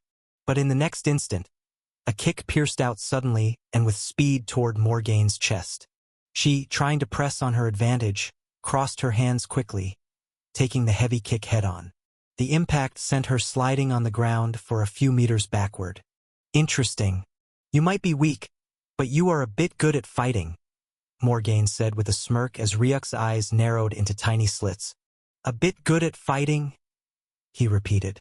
In the next instant, Ryuk's hands raised both clenched fists to his face, and he took a single step forward, appearing before Morgaine with incredible speed. The air shook as Ryuk's right fist tore forward, only to be dodged by Morgaine, who shifted to the side.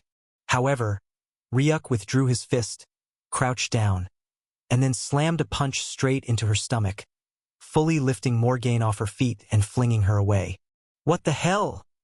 Morgaine wondered, landing crouched on the ground. But instantly, she ducked her head just in time to avoid a kick weaving mere inches from her nose. A strike belonging to none other than Ryuk. Swerver V. A powerful leg sweep forced Ryuk to jump into the air to dodge the quick attack. Coming down, his leg raised high, he slammed down with a kick once more toward Morgaine. She crossed both hands to block. Bah! The floor beneath Morgaine shook fiercely as she bore the full force of Ryuk's kick on her arms. Gritting her teeth, a rush of strength surged into her hands as she fiercely pushed back on Ryuk's foot, sending him into the air. The boy rolled twice before gently landing back on his feet. Rustle.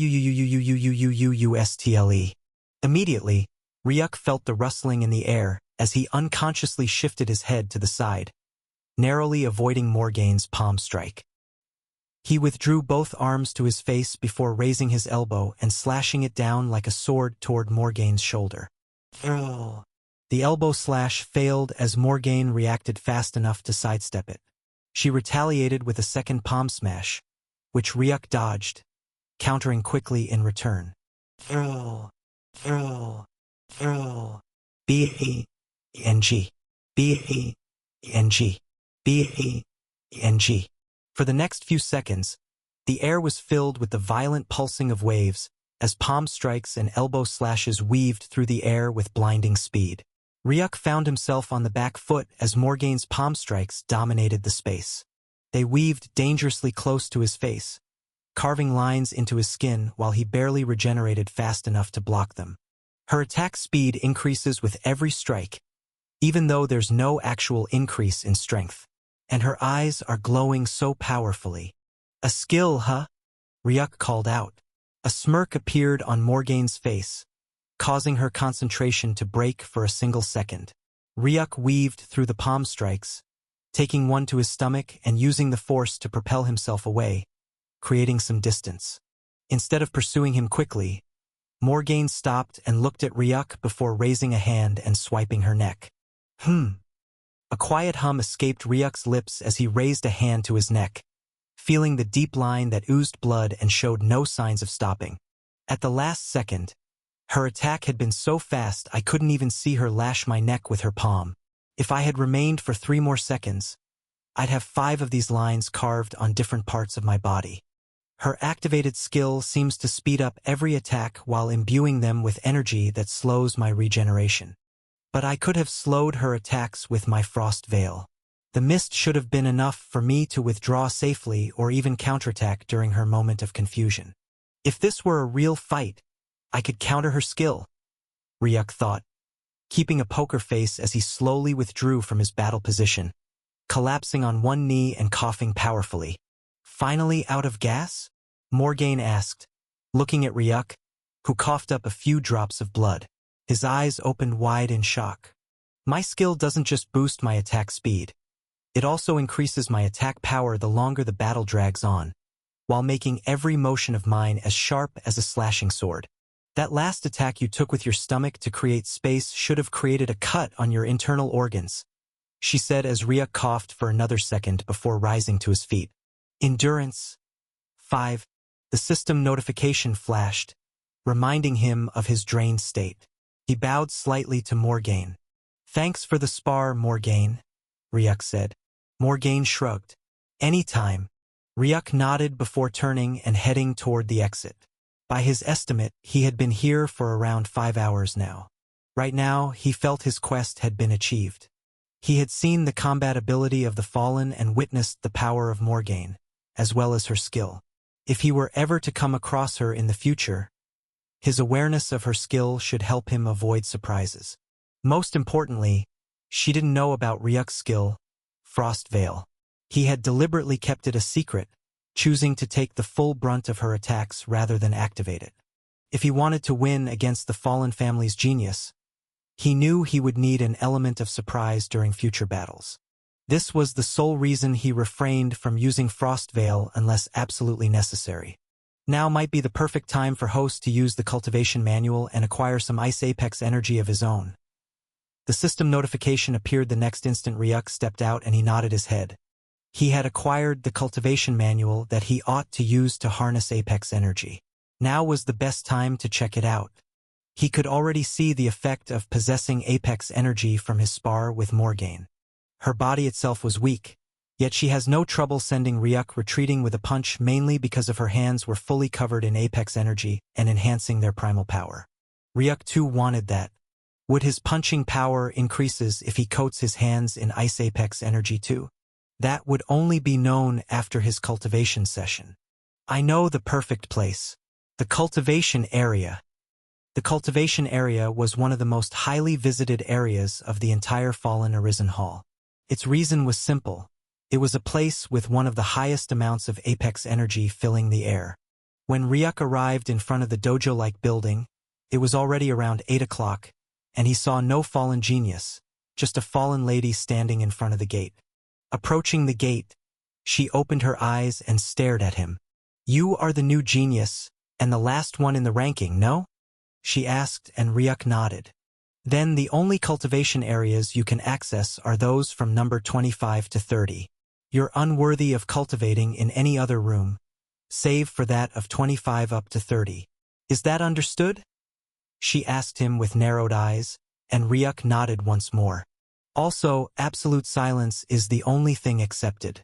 Any type of noise will lead to you getting thrown out of the cultivation area, and that will be the last time you're allowed into this place. Do you understand that too?" she asked again, and this time, a notification appeared before Ryuk. Malicious intent is being targeted towards Host. Host must be careful. She hates humans. I can already tell. Ryuk replied to the system. "I understand," he replied, and the fallen lady looked at him with narrowed eyes before she eventually stepped aside. Ryuk reached for the dojo's door and entered.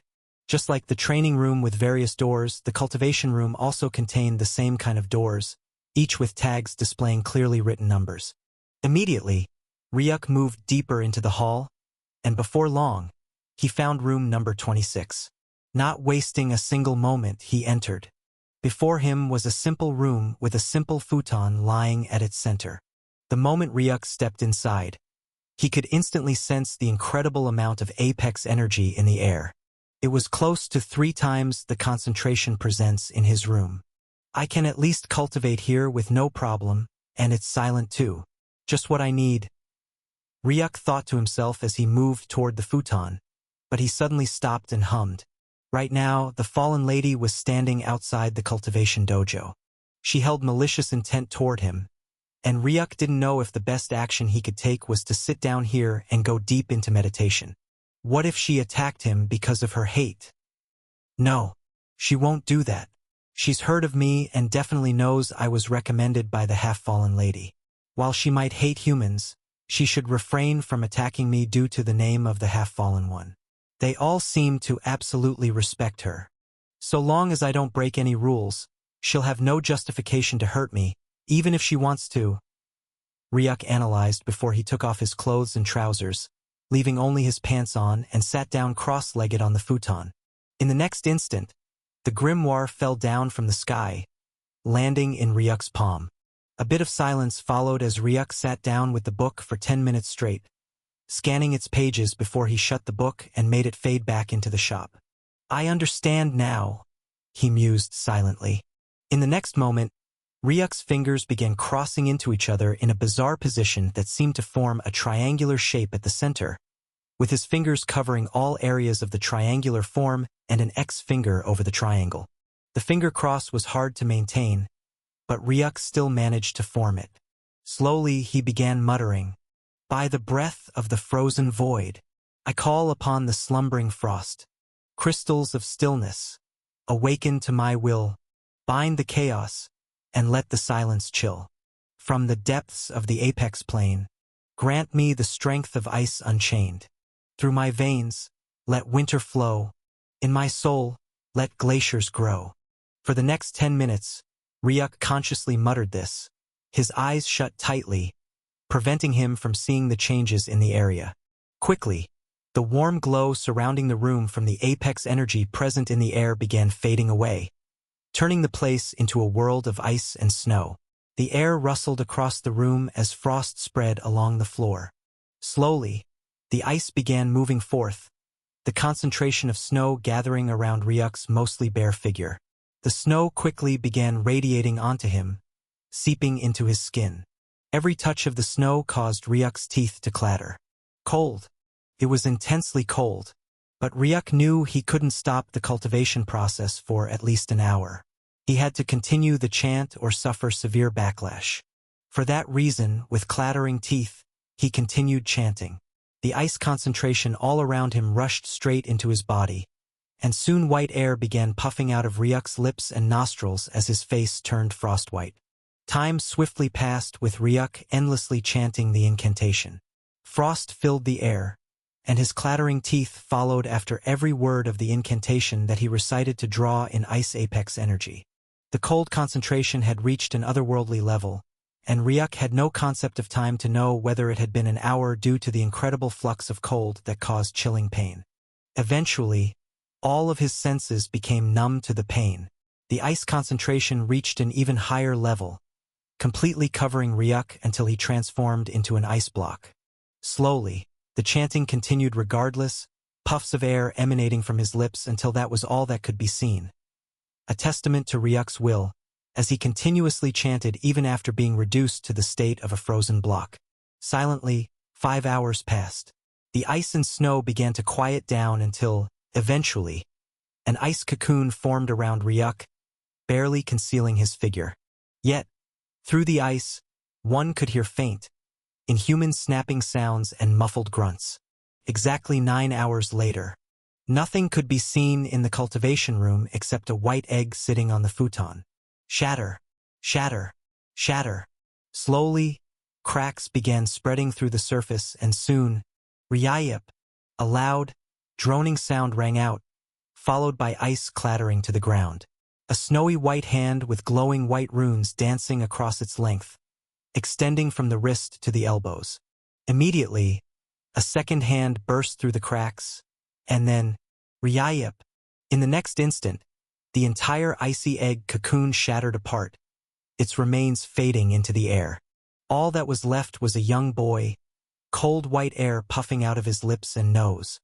His hair had turned completely snow-white, fluttering around his head. Ah! A long exhale rang through the room as Ryuk stared at his hands. Right now, a strange tattoo of a snake covered all of Ryuk's hands up to his elbows.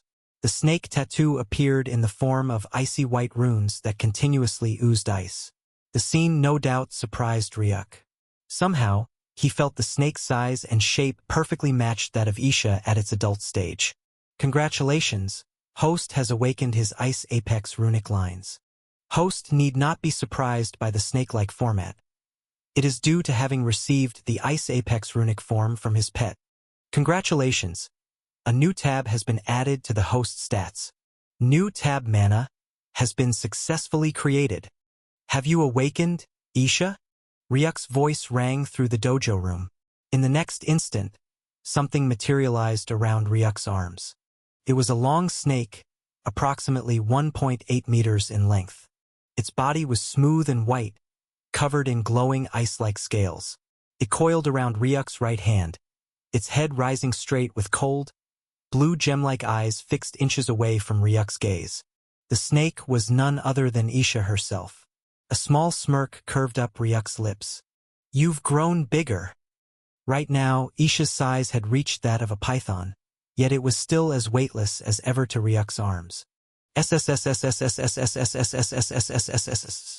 snake-like hiss rang through the room as Isha's forked tongue flicked out, brushing across Ryuk's face. Somehow, the pain Ryuk had felt during the cultivation process immediately faded away. Good to see you too. Ryuk mused aloud, but he quickly regained his composure when he heard footsteps. In the next instant, Isha disappeared into thin air, and Ryuk reached for his clothes. Knock, knock, knock. The sound of knocking echoed through the room. Moments later, the door opened wide. Standing at the entrance was none other than Celine. "What the? You stayed here all night?" the lady asked Ryuk in shock as he exhaled deeply, a heavy puff of chilling white air escaping his lungs. "It's already morning? I must have lost track of time," Ryuk muttered. "It is forbidden to stay in the cultivation area for more than 7 hours," she said with narrowed eyes. Ryuk stepped forward, causing her to shift aside to avoid colliding with him. "Really? Then someone must have forgotten to state that before. Don't you agree?" he replied, his voice fading down the hallway as he disappeared from Celine's gaze. So much ice energy. And such pure apex energy too. Just where did he get a cultivation manual from? They don't sell that in the store, do they? Celine muttered as she watched Ryuk fade from sight. She was absolutely lost for words. From the boy she had seen yesterday, the difference between the one she saw now was like the gap between earth and heaven. Yesterday, she couldn't even sense his ice apex energy, yet now he was literally oozing with it. Somehow it felt incredibly pure, a quality she had never noticed before. Such a monumental change in a little more than 7 hours. This boy might be a bigger threat than the young master knows. Better to warn the young master before he becomes a bigger threat. Celine mused as she shut the door and headed toward the exit. Knock, knock, knock. The sound of knocking echoed, followed by a suspicious voice. "Who's there?" "It's me, Ryuk." Clink. Immediately, the door unlocked itself, revealing a golden-haired boy peeking through. "Ryuk?" the boy called out as he stepped aside, allowing Ryuk to enter before shutting the door. "You didn't come home last night." "Why?" Quinn asked suspiciously. "Lost myself to cultivation in the cultivation area," Ryuk replied with a shrug. Quinn hummed, watching as Ryuk disappeared into the bathroom. Slowly, his eyes turned to the side where a clock sat. Currently, it read 5:22. Their class would begin in just a few hours. Now, Ryuk heading for the bathroom made more sense. Not long after, Ryuk exited the bathroom with a towel around his hair, and Quinn made his way in. A few minutes later, they both left the room, heading straight for their classes. "You look a bit different today," Quinn suddenly said as Ryuk turned to look at him. "Really?" Ryuk asked. Quinn nodded. "Yes, your hair is whiter than usual, and cold air pulses out of your mouth every time you speak." Ryuk unconsciously stopped and opened his mouth. Cold white air puffed out completely involuntarily.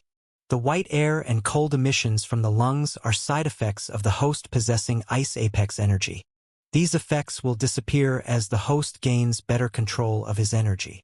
The system's voice caused Ryuk to furrow his eyebrows before nodding. "I hope so." He didn't think puffing with cold air all the time was a good thing. It would likely lead to conflict if he encountered someone with fire energy, a direct contrast to his own. "Well, change is necessary to get accepted into the Ascension Academy, isn't it?" he replied to Quinn with a small chuckle. Quinn narrowed his eyes briefly before brushing it off when Ryuk tapped his shoulder twice. "Come on, let's run for it. Don't want to be late again," Ryuk said, jogging ahead. Quinn sprinted after him, setting aside his suspicions.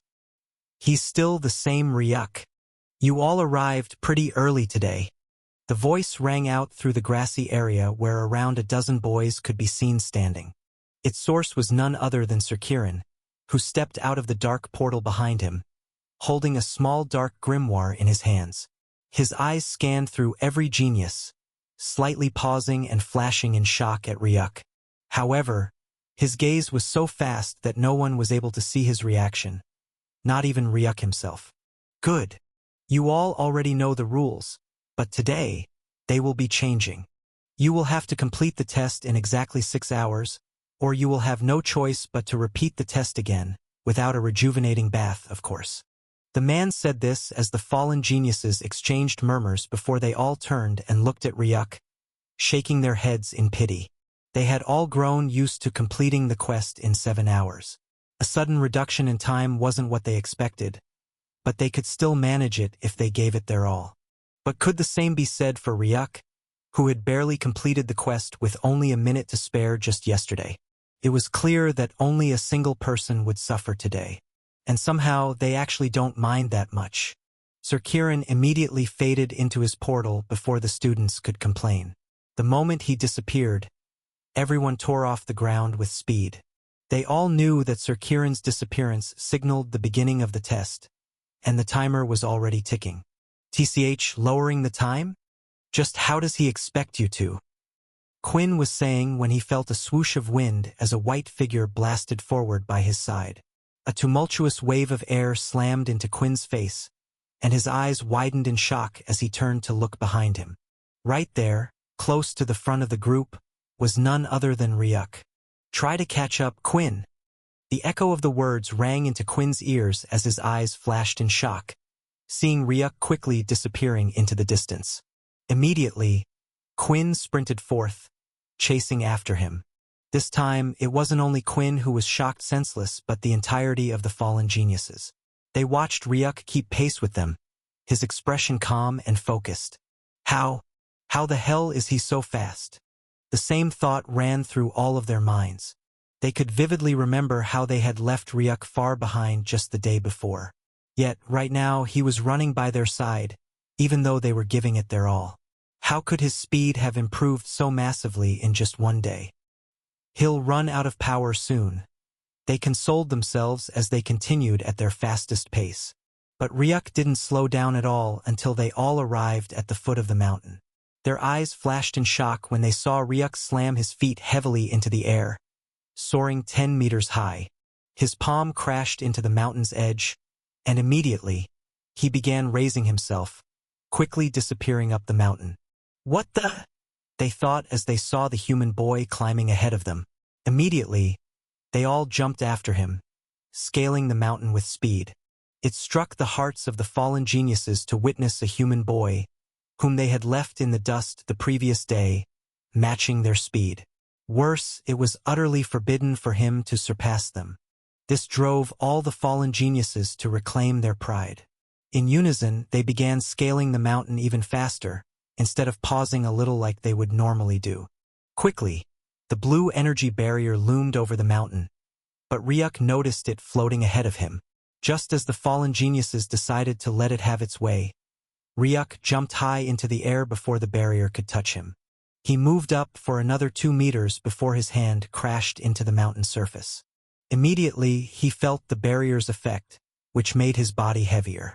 But for now, he was also 2 meters ahead of the other geniuses, who all screamed, "Damn!" as they tried to quickly scale up. 30 minutes of climbing later, the blue barrier faded away, and then the blades came. This had been one of the hardest challenges for Ryuk the day before. But this time, Ryuk didn't just stubbornly continue and try to brute force his way. Instead, he carefully jumped around the blades and avoided their onslaught, weaving through the mountain like a snake. He skillfully avoided getting knocked into the other students. Soon, he successfully weaved through the multitude of blades, with only about 5 shallow cuts scattered across his body.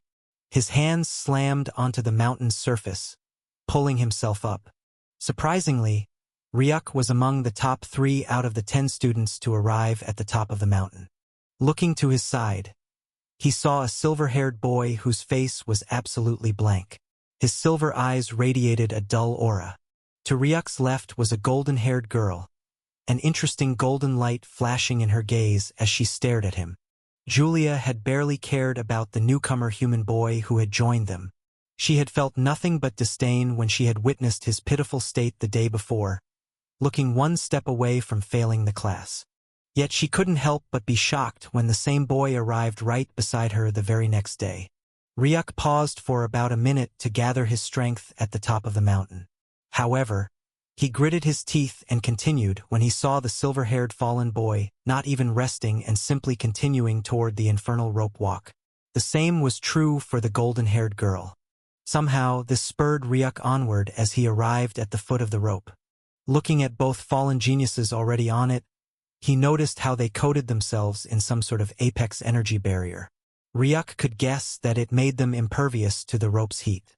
No, Ryuk thought, refusing the idea in his mind.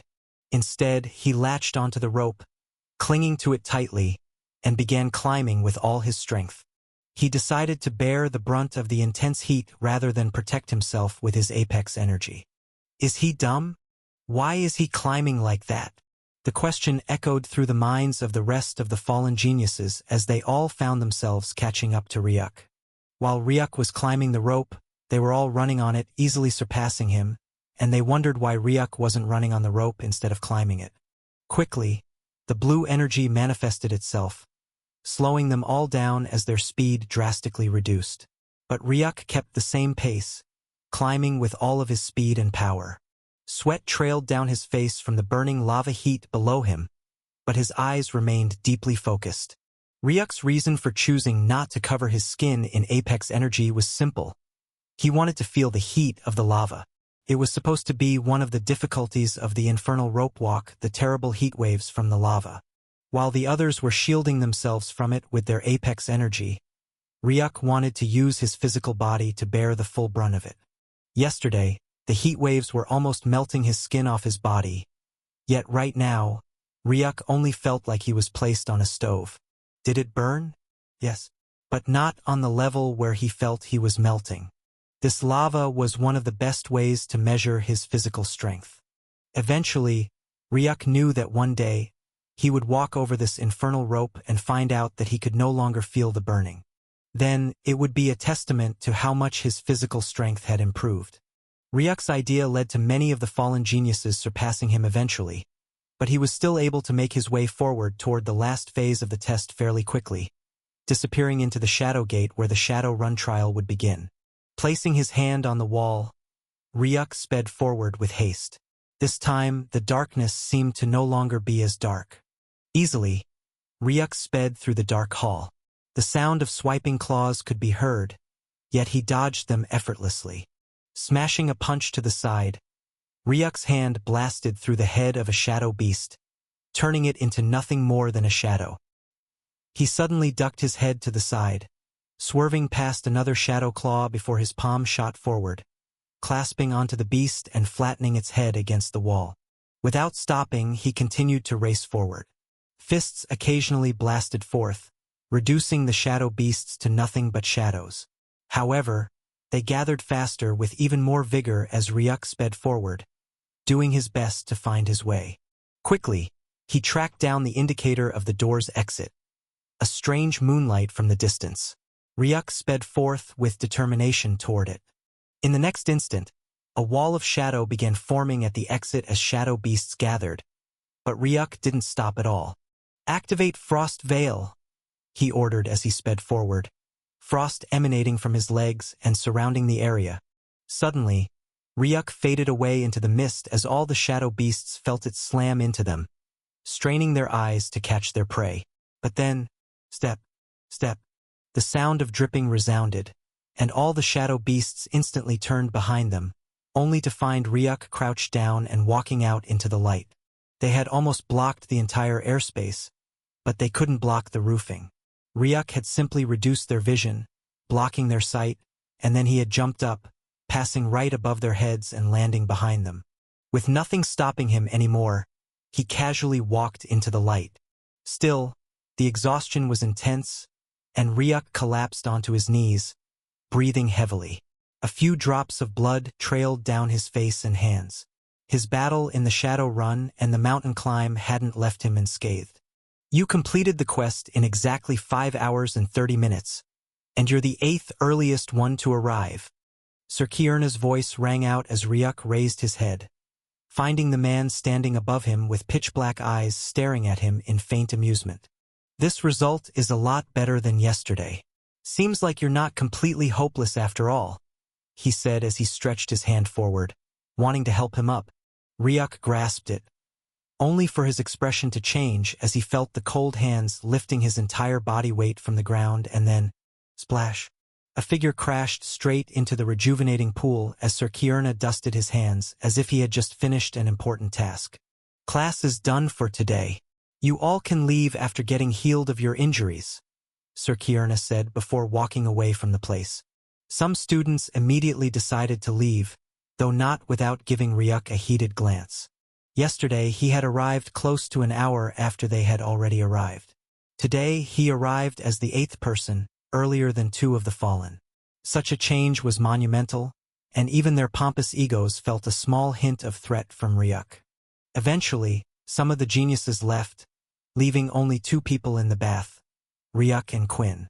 Ryuk was the 8th earliest person, and Quinn had ended up as the 10th. Both were equally battered. It's surprising.